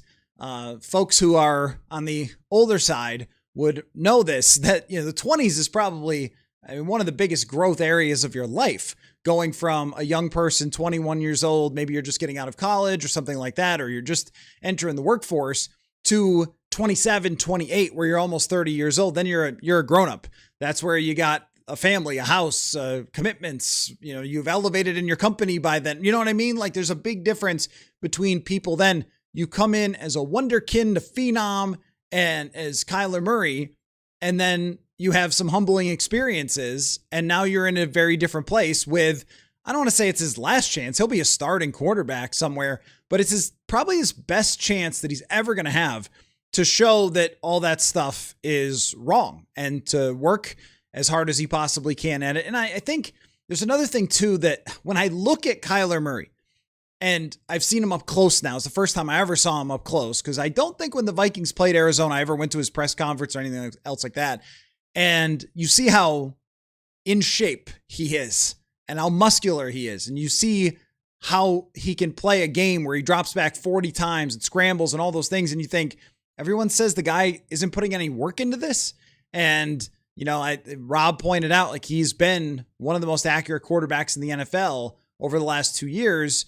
He didn't put any work into it, right? I mean, he's on the same page with his tight end, who's a 99 Madden rating, but he didn't put any work into it. Like, it just doesn't seem to really match up, even if there were times early in his career where he needed to do more. But needing to do more earlier in his career should not be looked at as he doesn't care at all and has never done anything to work at his offense. But I do think he's a different personality that doesn't always click with everybody. The Lance, how about who are we taking a quarterback in this draft next year? I have no idea. I have not looked at the quarterbacks in the draft. I know that on FanDuel, Arch Manning is the favorite to go with the number 1 overall pick, and that there are a lot of quarterbacks who are getting talked about. Personally, I mean, I know some of you draft nicks, you'll look at a 2027 draft. I don't do that until the end of the season. I very casually watch college football. Just like you, I sit on the couch on a Saturday and I'm probably working on something or whatever, or just trying to get myself prepared for the next game. And I just watch whatever college football games are on. I don't look at draft stuff until after the season is over. So I'll have a sense for it. I'll overhear people talking about it during the games and stuff like that. I'll read some articles from people I like, but I'm not going to pay much attention unless the Vikings are a disaster at the quarterback position, in which we will start paying a lot more attention to that about midway through the season. I mean, if we think about what we expect, though, from the Vikings results, let's say that Jim is right. And earlier I got a very mean tweet from somebody already about Jim picking the Vikings to finish third in the division, which, I mean, is not a hot take, I don't think. But the Vikings are plus 500 to win the division. They're not a favorite. They're not even first, second, or third in terms of the betting market and the expectation. What if it turns out to be right? Normally, O'Connell has been able to either perform at the level or above the level of what Vegas expectations are going into the season. But what if they're right? and the Vikings are just not that good, and they end up 7-10. Then who are they taking? I mean, you're not going to have a top draft pick. Does that mean that you're trading someone? There's also a lot of, or trading some draft picks to draft someone. There's also a lot of buzz about what's going to happen with Baker Mayfield. Could that be a conversation? I think that Baker Mayfield kind of keeps you in the same range that you've been, which is good, but not good enough. Then again, when Baker Mayfield had the best version of Tampa's offense, he threw for 4,500 yards and played like a darn near MVP. So I don't know, right? I mean, I think the world is wide open when it comes to what happens next at quarterback. But personally, I'm going to wait and not be paying much attention to it until we have a sense for how good this team's going to be. If they start out 2-6, then yeah, we're going to start watching college quarterbacks. They start out 5-3, then I'm probably not, other than just seeing them on TV on Saturday. So if you've got a favorite, let me know and I'll keep my eye out for them this year, but I have not studied them. Kay says, another question: if Murray, JJ, and Wentz flame out and we miss the playoffs, is KOC gone, or do they let him get another quarterback in here? Depends on how bad you're talking about flaming out. I mean, if the Kyler Murray experiment goes, let's say that injuries are not a part of it, because, gosh, the injuries have really taken their toll on Kevin O'Connell for those 2 years in 2023 and 2025. Let's say that injuries are not a part of it and they go 6-11. Murray struggles, they bench him. McCarthy struggles, they bench him. Carson Wentz gets the last 3 starts of the season because they're planning on trading away McCarthy in the offseason or something. It's always possible.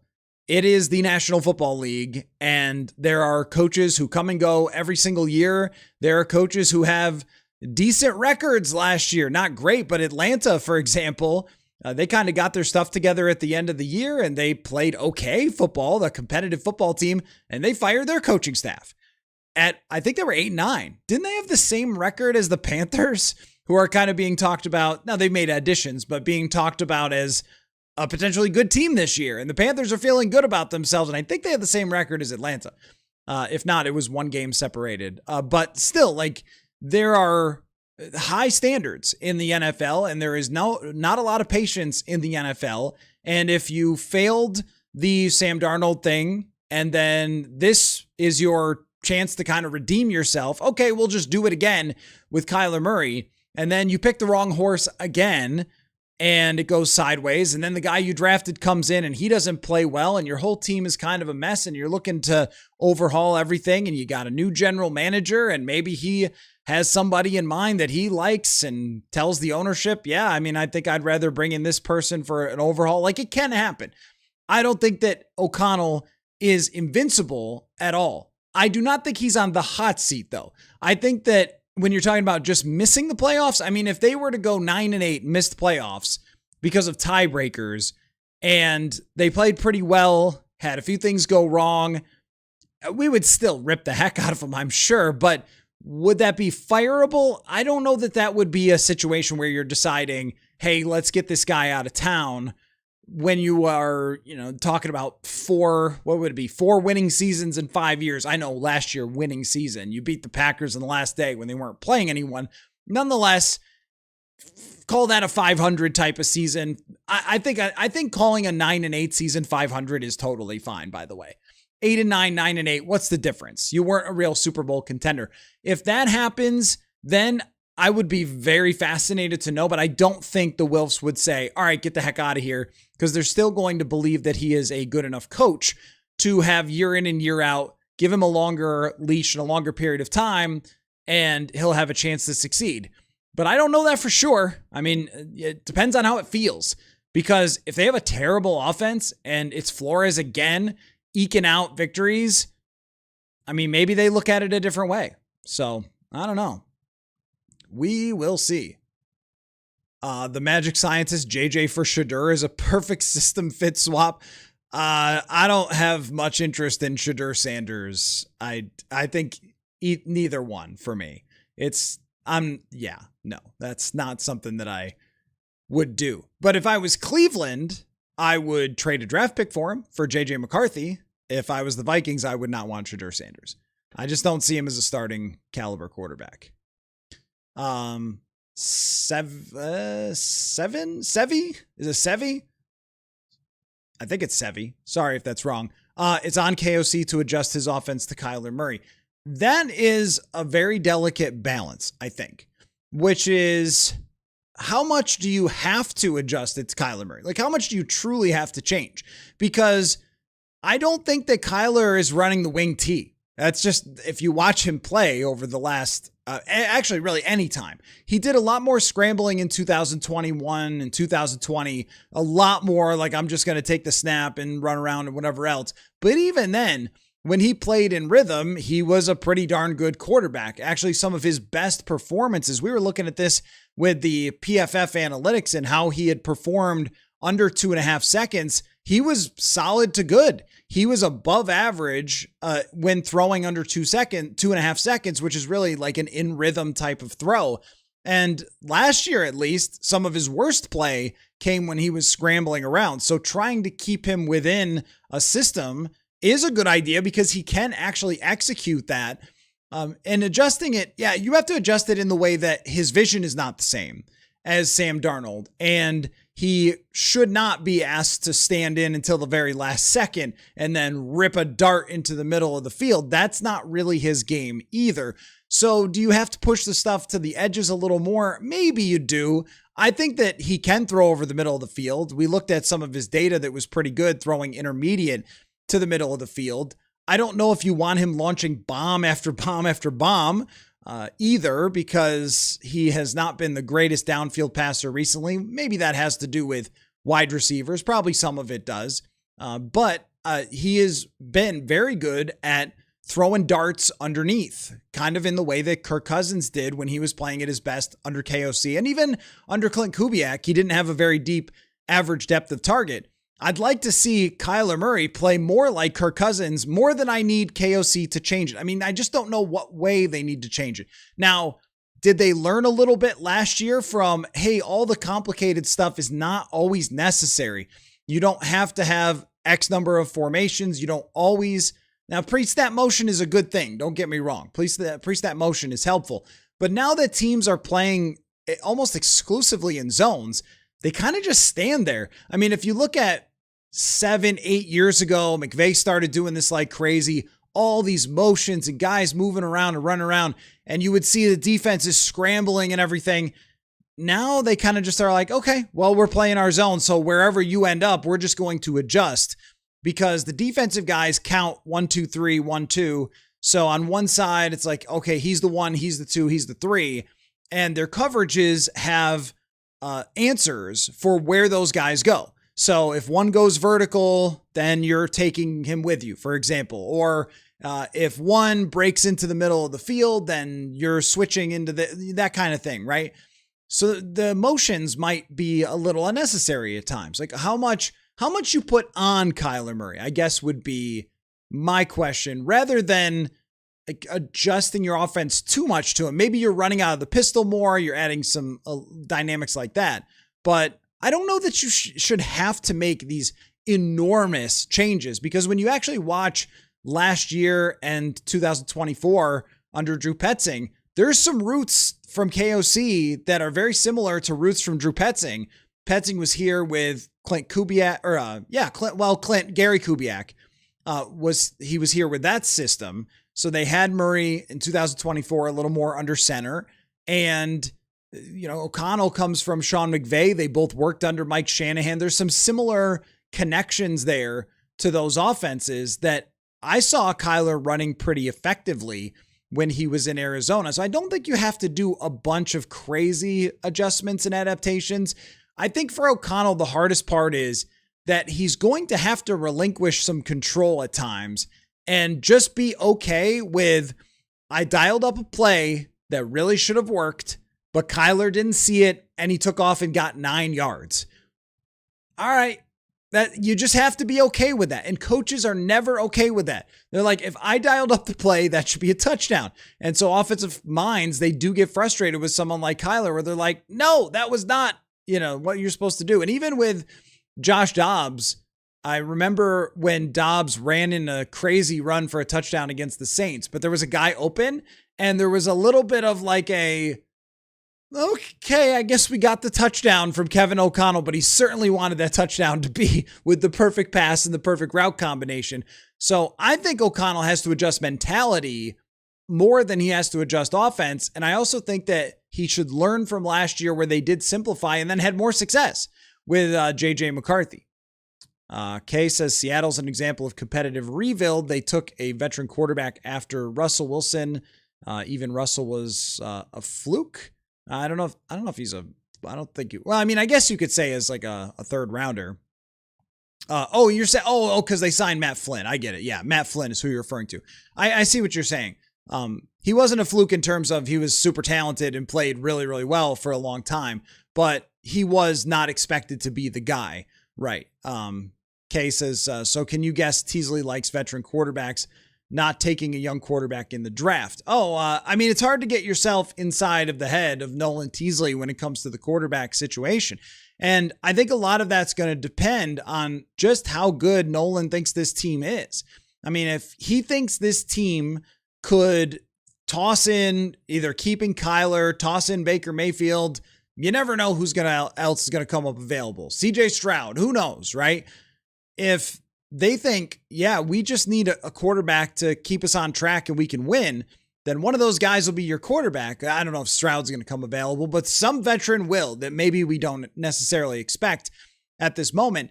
If they go 6-11 and this is it's just a mess and it looks like it's wreckage, I think you're trying to go for more of a full rebuild. If you're Nolan Teasley, you're moving on from a lot of guys and you're drafting a young quarterback and you're saying, all right, this is going to be a 3-year plan because we can't get there in one.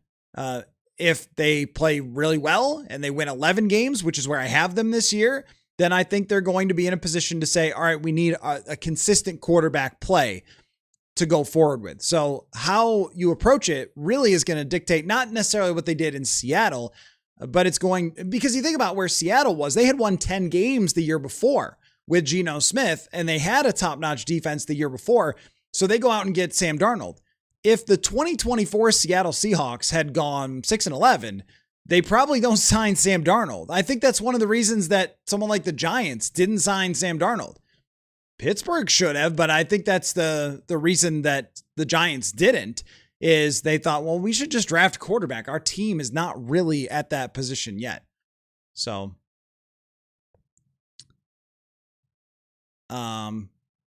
Kay says, is it not fair to think that maybe JJ is not smart enough football-wise to play quarterback in the NFL? If you saw Kirk's press conference in Atlanta, he outlines the mental requirements to be a quarterback in the NFL.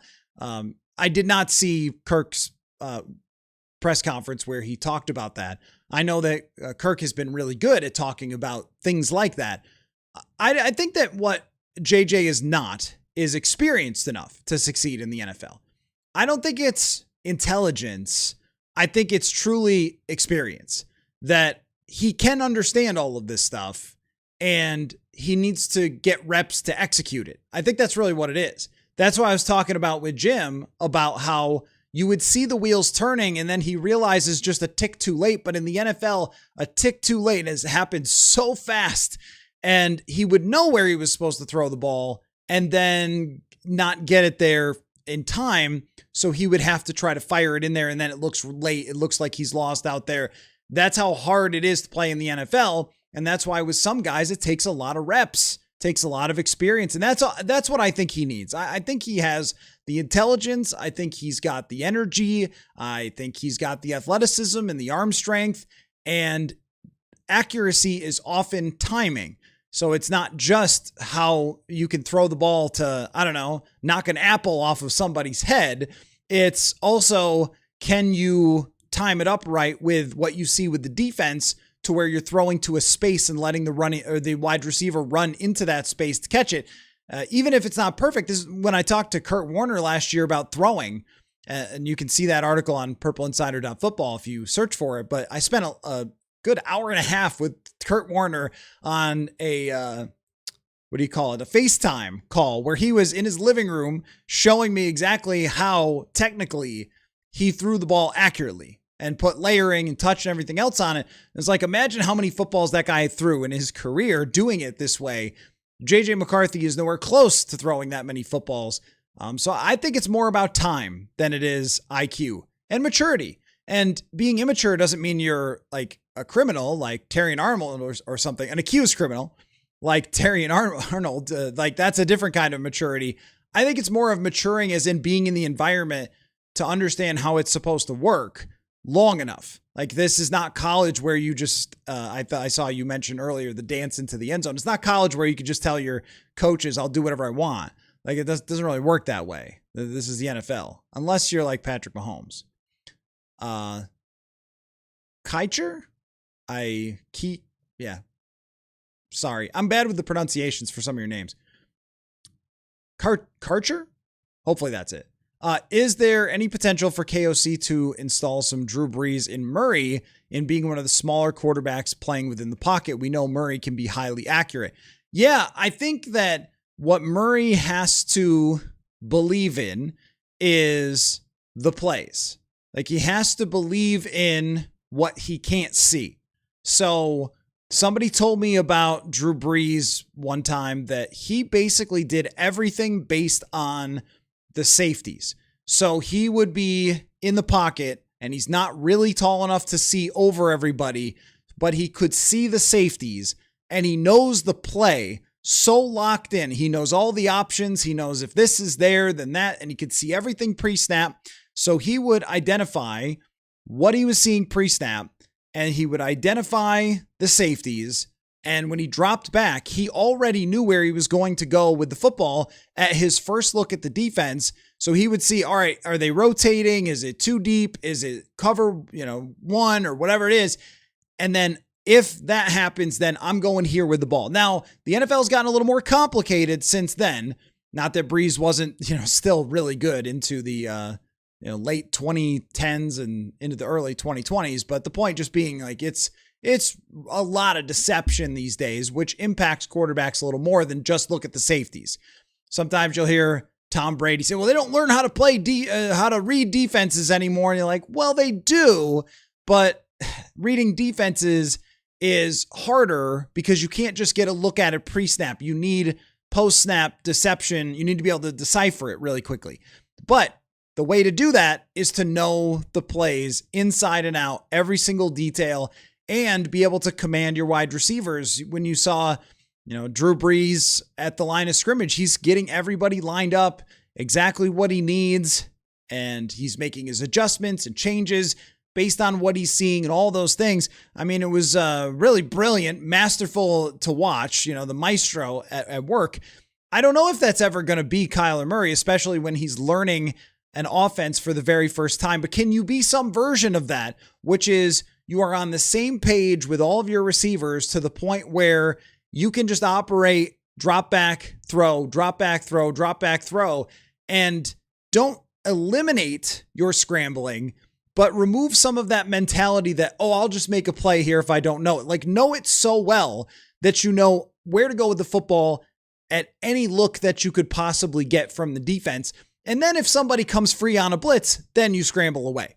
And I thought that he did that in long stretches in the tape that I watched, but then there were other times where it felt like, oh man, he's just running. He's just scrambling around, and that's just not going to work. So can you kind of take his legs away from him a little bit during this training camp of like, you're not supposed to scramble. Stay in there, make the throws. That might be part of it. That's kind of the best I can do. Okay, do I think that Teasley would take Banks? Not a Seattle type of pick at all. They never take players with low stats when playing, and even when healthy, Banks was not productive. So I don't know about that, whether they would take him or not. I mean, like some of your questions are just like, hey, do you think, like, could you just like import everything Nolan Teasley thinks into your brain? And I can't, unfortunately. But I do think that the position and the physical traits are somebody that Seattle would draft. The production, it does not check that box. And that is one thing that has impressed me so much about Seattle's drafting, is that they almost to a man check the box, whatever round we're even looking at, of freak athletes, highly productive each time. right? And oftentimes it's also, positions that are high level of quality positions. Not always. Sometimes they draft running backs a little too high or whatever, but Jackson Smith-Njigba and Byron Murphy, like these are huge positions. Boye Mafe was a second round draft pick, but I don't know. I mean, it would depend a lot on, because what we don't know with Caleb Banks' production is what it would have been this year if he got to play the full season. His production was okay in 2024, but he just didn't get to play in 2025. It is a red flag for me. There's no question about it. I think it would have been for any team that was looking at Caleb Banks, and it was for some major draft analysts on Caleb Banks. But the position, they love drafting defensive tackles, and they love freak athletes in Seattle. So I don't want to say for sure, oh, no way that they ever would have done that. Purple Kool-Aid says, Harbaugh completely redid his offense for Lamar, although they didn't get a ring. Lamar has played an MVP level and developed into a better pocket passer. Yeah, I mean, he was MVP level by his second season, and they did have somebody in Greg Roman as their offensive coordinator who had a history with running quarterbacks. So I'm sure that was part of it, that he had been Colin Kaepernick's offensive coordinator with Jim Harbaugh in San Francisco, and they eventually changed to Todd Monken, but Roman had kind of known that. He was also with Tyrod Taylor with the Buffalo Bills and Rex Ryan. So it was like he was like the running quarterback guy. And that worked out really well in the early part of Lamar's career. But then as he had some injuries and stuff, he was more apt to stay in the pocket and be more consistent throwing the ball from the pocket with Todd Monken as his offensive coordinator. I don't think that Lamar and Kyler are similar in this way, though, because Lamar is probably the best design run quarterback of all time. We think about Randall Cunningham is so scrambling and shaking defenders and making crazy throws on the run and stuff like that. Josh Allen is more of a scrambler than he is a designed runner. They do it sometimes. Cam Newton was very good at this. A lot of it goal line, though, with Cam Newton. I think, Cam would have been way up there for great design run quarterbacks, but I think Lamar is the greatest ever. He's probably the greatest running quarterback ever, but definitely in terms of design runs. Like, this is going to be Lamar snaps the ball, takes the ball. He does his scrambling too, but design run, he's amazing. I don't see Kyler Murray at this point in his career as being somebody that you want to design a whole heck of a lot of runs for. Now, Lamar's gotten banged up because of it. The injuries are a factor, but I think size does matter in this case. Like, Lamar is not enormous, but he's a pretty big guy. And Kyler, I don't know that that's something that you really want to do. So they did design a lot of stuff out of pistol to be rooted in him running the football. Will they adjust to do pistol more to at least give those looks? I think so. But I actually think that Kyler has played some of his best football. And this is a weird thing to say because his most productive football is by far 2021, where he's in the shotgun all the time and he's just taking the snap and he's either firing a quick pass or scrambling or running all over the place. That game against the Vikings was insane from Kyler Murray in 2021. He had some plays where he just threw it up for grabs. He had some plays where he made big mistakes. He had some plays where he got outside the pocket and made crazy things happen. I actually think that Kyler could be very, very good not doing as much of that, only doing it when it's absolutely necessary, like playing like Kirk Cousins, except when the defensive tackle is destroying your center, you could just run away. Like, think of it. I think of it that way. I don't think of it as, let's see if he can run for 1,000 yards with a big adjustment to the offense. But I also think too that when you're asking a guy to be in one place for a really long time, come to a new team, hey, here's a totally new offense, maybe you don't want to put in every single thing at the beginning, which KOC did not for Sam Darnold. If you watch that Giants game, I remember after the Giants game really praising O'Connell for and they got up and they were ahead and stuff. So that helped. But for keeping it pretty simple with Sam Darnold. And then halfway through the season, they started to add layers to that. And I think they should do that with Kyler Murray. Mike says, even when the Vikings had 3 deep in Denny Green's offense, there was plenty of Robert Smith to lean on. I hope for something similar. The best thing you can have, and Mike, that is at the time, the greatest offense in history. So that would be great. But I think Robert Smith in his prime is easily better than any of the running backs the Vikings have at this moment. But they do play off of each other. And whether it's the run setting up the pass or the pass setting up the run, you got to have some version of that. Because if it's just one thing you're trying to lean on, it doesn't really work long term. And we really forget about that in 2024 because there was so much emphasis on Sam Darnold falling apart in those 2 games that we forget that they had the ball at the goal line several times and could not run the ball in.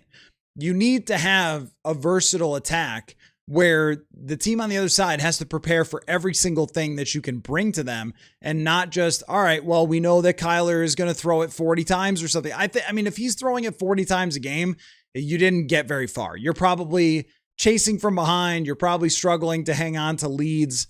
That was really the story of 2022 and it was a horrible defense, but they were playing from behind a lot. They were chasing a lot. And so Kirk had to throw the ball a million times. You don't really want that. And they couldn't put people away when they were ahead, not just because of the defense, but also they didn't run the ball that great in 2022 either. And the same thing happened 2023. They had some games with some leads at the end. The Cincinnati game is one tush push game.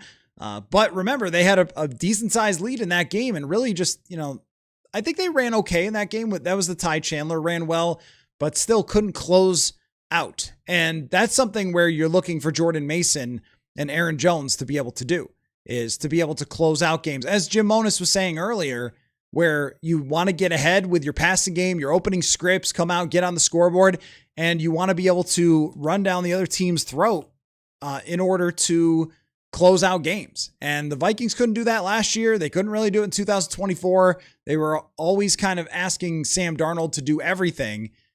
This year, it's got to be different. And with that offense, I mean, that is just the perfect offense. It's an incredible offensive line. It's an incredible running back. It's 3 of the best receivers, 2 of them the best ever. And then the other one was multi-time 1,000 yards. Everything on that team. Purple Kool-Aid doesn't mean it's not a great example of how smart coaches adapt their systems. Oh, yeah. So, yeah, I know what you're saying about like the situation with Lamar. I was kind of going into some of the details, but when it comes to adapting systems, you always have to do it every single year. It's not just adapting it to a specific player. It's also adapting it to what's going on in the National Football League, where you have to make changes as well. And I just think that the offense that they have for veteran quarterbacks has been very successful. I don't want Kevin O'Connell to go into this year and say, no, I have to change around everything to fit Kyler. I think what you want is Kyler to feel as comfortable as possible with your best stuff. So let's say if you gave Kyler, here are your 200 plays, let me know what your favorite 100 are, right? Like what works for you? What do you see? What do you feel? And he did that with Sam Darnold. And I think that it really helped. And Kyler's been around long enough to be able to give him feedback and to be able to say that. So I think that's the type of adjusting that you want to make. And it might not be that visible to the human eye. I mean, for us watching at camp, for us watching at home, we may not be able to really tell what happened behind the scenes with, KOC and Kyler Murray and their conversations leading up to a game where he plays well. But I don't think that you want to take the Kyler Murray out of Kyler Murray and say, all right, no more playmaking. You got to be a pocket quarterback. Like that's silly because one of the major reasons he got drafted at where he did is that he's such a good scrambler. But I also don't think you want Kevin O'Connell to be out of his depth with trying to create a playbook that's not his. Like they've got to find a real middle ground with that. Son of Beavers, what happens first? Smith comes back or the loser of the quarterback competition gets traded? I don't think that, well, if Murray loses the quarterback competition, then he would probably be traded because I just don't think he's a backup quarterback type. Now, maybe O'Connell would say, who cares? Well, you signed here, so you're the backup quarterback. It is what it is. Maybe he would say that. But also, I think that there could be another team out there that gets pretty desperate for a quarterback. They get halfway through camp. They think their quarterback situation is a disaster. And they're like, okay, well, let's just trade for Kyler Murray and see if he can win us some football games. I could see that. I don't know that they're going to trade JJ McCarthy if he doesn't win the quarterback competition. I think McCarthy might feel like he wants to be traded, but I don't think that they have a lot of motivation to do it. They could still trade him after this year and he would have a year left on his rookie contract, which would be attractive to somebody else. And if he got in, the win-loss record certainly is not reflective of the body of work of quarterback play for JJ McCarthy, but at the same time, he did win some games for this team. So you'd prefer him to be the backup quarterback over Carson Wentz. I know Carson played better last year. You would prefer that McCarthy take a step forward and be the backup quarterback this year and then see where things take you from there. And in terms of Harrison Smith coming back, it could be next week. We could just show up there and he's on the field. Who knows, right? Like that's Harrison Smith. I don't expect that. Or I guess 15 days from now, technically, is when the Vikings will start training camp. But I mean, that could happen right before training camp, or he could wait it out into the summer, or he could never come back, or he could come back for the playoffs. I mean, who knows with Harrison Smith? So that's a good one because that's kind of two bets. Like, I think that at the end of this year, if it has not worked out with JJ McCarthy, then they will be trading him. And when it comes to Harrison Smith, I don't think he's going to come back, but I say that with a lot of hesitation. I think my prediction was that he would after they were 6-2 or something. So I guess I need to stand on that. So if I'm doing it that way, that would mean not trading away JJ McCarthy before the trade deadline. I'll stick with that. I'll say then Harrison comes back before a quarterback is traded. That's a fun way of asking it. Purple Kool-Aid said one of the best things that could happen to this team would be if the wheels fell off, because once we'd have a clear direction. Well, you can have a clear direction without having to be horrible, but if you were going to, in a good quarterback class, allegedly, it might be a good time to be drafting high and resetting and drafting the new quarterback and hoping that that quickly turns into rebuilding your team from scratch. I try to combine being realistic about these things with how the Wilfs want to operate. That's not really how they want to do things. You're right that it would clarify things 100%, because if Kyler Murray plays really well and they win 10 games, 9 games, you're kind of going to look around and go, what do we do now? So to your point, yes, I get that. Now, I don't think you should start rooting for them to collapse. I think you should root for them to get back to the playoffs and for Kyler to play so well that you're talking about bringing him back on a shorter term, reasonable deal, if that's possible, and then building around him for the next few years. He is still in his prime. And there's a lot of quarterbacks who have been in the same range as Kyler Murray who have won a lot of games, but that does still have a feeling of Kirkland of 10, 9, 8. That's kind of how it feels. So he would have to prove that there's more there than just what we've seen from him in the past. But he does have the pedigree, the talent, the raw skill, the accuracy, like all those things to be better than just another guy who can get you to 7, 8, or 9 wins. So I think that that's the best case scenarios that you've stumbled into a quarterback for a long period of time that you could build around in a conference that has a lot of those types of quarterbacks. So if you could build the best roster, Sam Darnold is one of those types of quarterbacks. And I am laughing a little bit though at seeing people's quarterback rankings, and Sam Darnold, Super Bowl champion, 28 regular season wins in the last 2 years, outduels Matthew Stafford to win the NFC Championship game. And it's like 18th. Okay. I don't know what in the world you got to do better than that, but sure. Okay. Very strange. Anyway. Okay. If the Bills and Vikings met in the Super Bowl, who would I cheer for? Well, one, I mean, nobody, but I would be just happy to be there. I would love to cover a Super Bowl someday. I have not had an opportunity to do that. So I would be personally thrilled. And for whichever fan base won, I would have plenty of reason to feel great for them. You know, I grew up in Buffalo. I know those people's passion, but also I've been here for 10 years and I understand the pain that both of these fan bases have gone through. So I'd feel great for all of you guys, but I would do the job the same way as if it was another Sunday.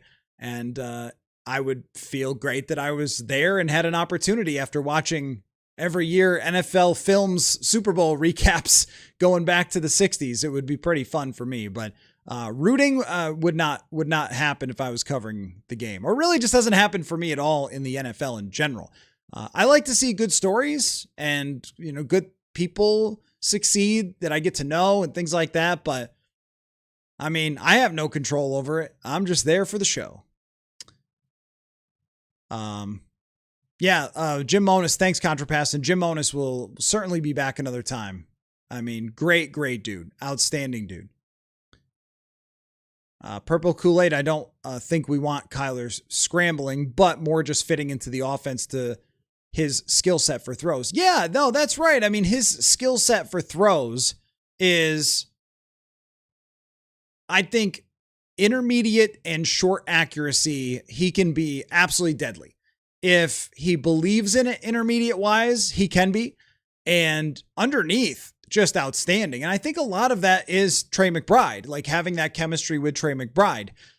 Earlier in his career, he was excellent at pushing the ball downfield. He has not been as of lately. And sometimes I do think that downfield passing stats have so much to do with wide receivers. We might see something a little bit different there in terms of his downfield passing. So that's going to depend. But you're right, like fitting with where he can see best and what angles work for him and what defenses he can identify in certain looks and stuff like that. Yeah, that would happen with any quarterback, and that's the process you'd like to see. Kay, would I rather have a few picks in the first 2 rounds or many picks later on? The higher the pick, the better for me. I would rather have higher draft picks than anything, but also I would just rather have more draft picks. And if there's any lesson that Kwesi Adafo-Mensah taught us, it's more draft picks will increase your odds of success. Purple Kool-Aid, having an O-line that can block in the obvious situations will help too. Hopefully this year can be like that. That is a thing that I noticed from Kyler Murray. Now, his offensive line in 2024 was actually pretty good. In 25, it was not. There was miscommunications a lot and just guys getting straight up beat. I don't know what happened, if there was an overhaul of players or there was injuries in the games that I was watching. I didn't look at the names on the offensive line, just noticed the performance was significantly different from 24 to 25. But something I noticed that Kevin O'Connell has to keep in mind is Kyler Murray 3rd and long is not Sam Darnold 3rd and long. Sam Darnold 3rd and long is amazing. You can have him, it could be 3rd and 9, and you can have him stand in there, take a blitz, get hit in the face, rip it 20 yards down the field, convert. They did that a lot in 2024. That's just not going to be Kyler Murray. With Kyler Murray, you'd much rather have shorter situations, situations that are more tailor-made for him in terms of just down and distance, to where it's easier for your blocking. Because if there is pressure up the middle, he's either scrambling and getting out, making a play, or you're kind of in trouble. Like, it's not his thing to be staring down the barrel of a DeForest Buckner or something at 6'7", or Calais Campbell, 6'7" guys coming in, running right up the middle into his face. That's just not what Kyler's going to succeed with. So you have to keep that in mind as you're play calling, I think. Contrapassed says, would love to hear talk more next about the league and division. Oh yeah, sure. Yeah. Jordan Love, I'm talking about Jim Monis. Love is still an enigma to me. Daniels, May, and Nix would all be interesting to hear his take. He was one of the reasons that I liked Bo Nix coming out. I remember we debated it a lot about Nix, and for me, statistically, he clearly had the best numbers, but also, I talked to Jim enough and he really liked the execution, and thought that he was a good athlete and so forth. Now, the upside is still probably limited with Bo Nix, but right situation, his scrambling makes a big difference. He doesn't take any sacks, which makes a big difference. They're always favorable down in distances, and I like that about him in college. But I forget which one it was that he wasn't super high on, whether it was Drake May or Jaden Daniels. One of them he was not as high on. Maybe it was Drake May. I can't remember.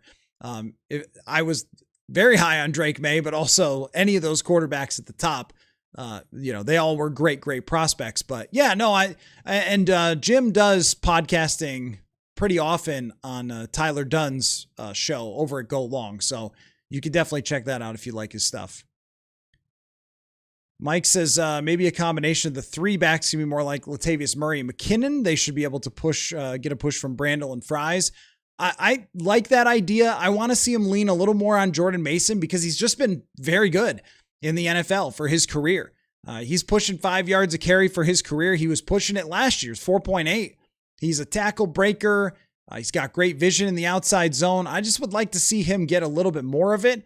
But if they decided to do something like you're describing, I'm not against it, whatever works, whatever it takes to get a reasonable running game that can be relied upon. I think that's the biggest thing is they've had moments as a run game over KOC's career, but it has not been a week in and week out thing. It's, they're running pretty good today. And then the next week, it's not even there. So Purple Kool-Aid, JJ might look a little bit better with the downfield passing or make him look a little bit better. Yeah. In terms of Kyler, maybe. I mean, I think that JJ certainly has the arm to push the ball down the field. It's always just the consistency with accuracy, which that was something that stood out immediately when we were watching in minicamp, as I had expected, which is Kyler at times was thinking through what he was supposed to do because he's learning the offense. But when he did know it and saw it, his throwing was just outstanding. And I think that is what Kevin O'Connell could probably be excited about. Mike says, hope I'm not disappointed by my optimism that the offensive line could be better than average. So far, when I've looked at a lot, and whatever this is worth, right? Because I think it can be. But when I've looked at a lot of the way people have ranked them, because now, it's ranking season, most people have them as an above average offensive line. I think that that's right. There's just questions.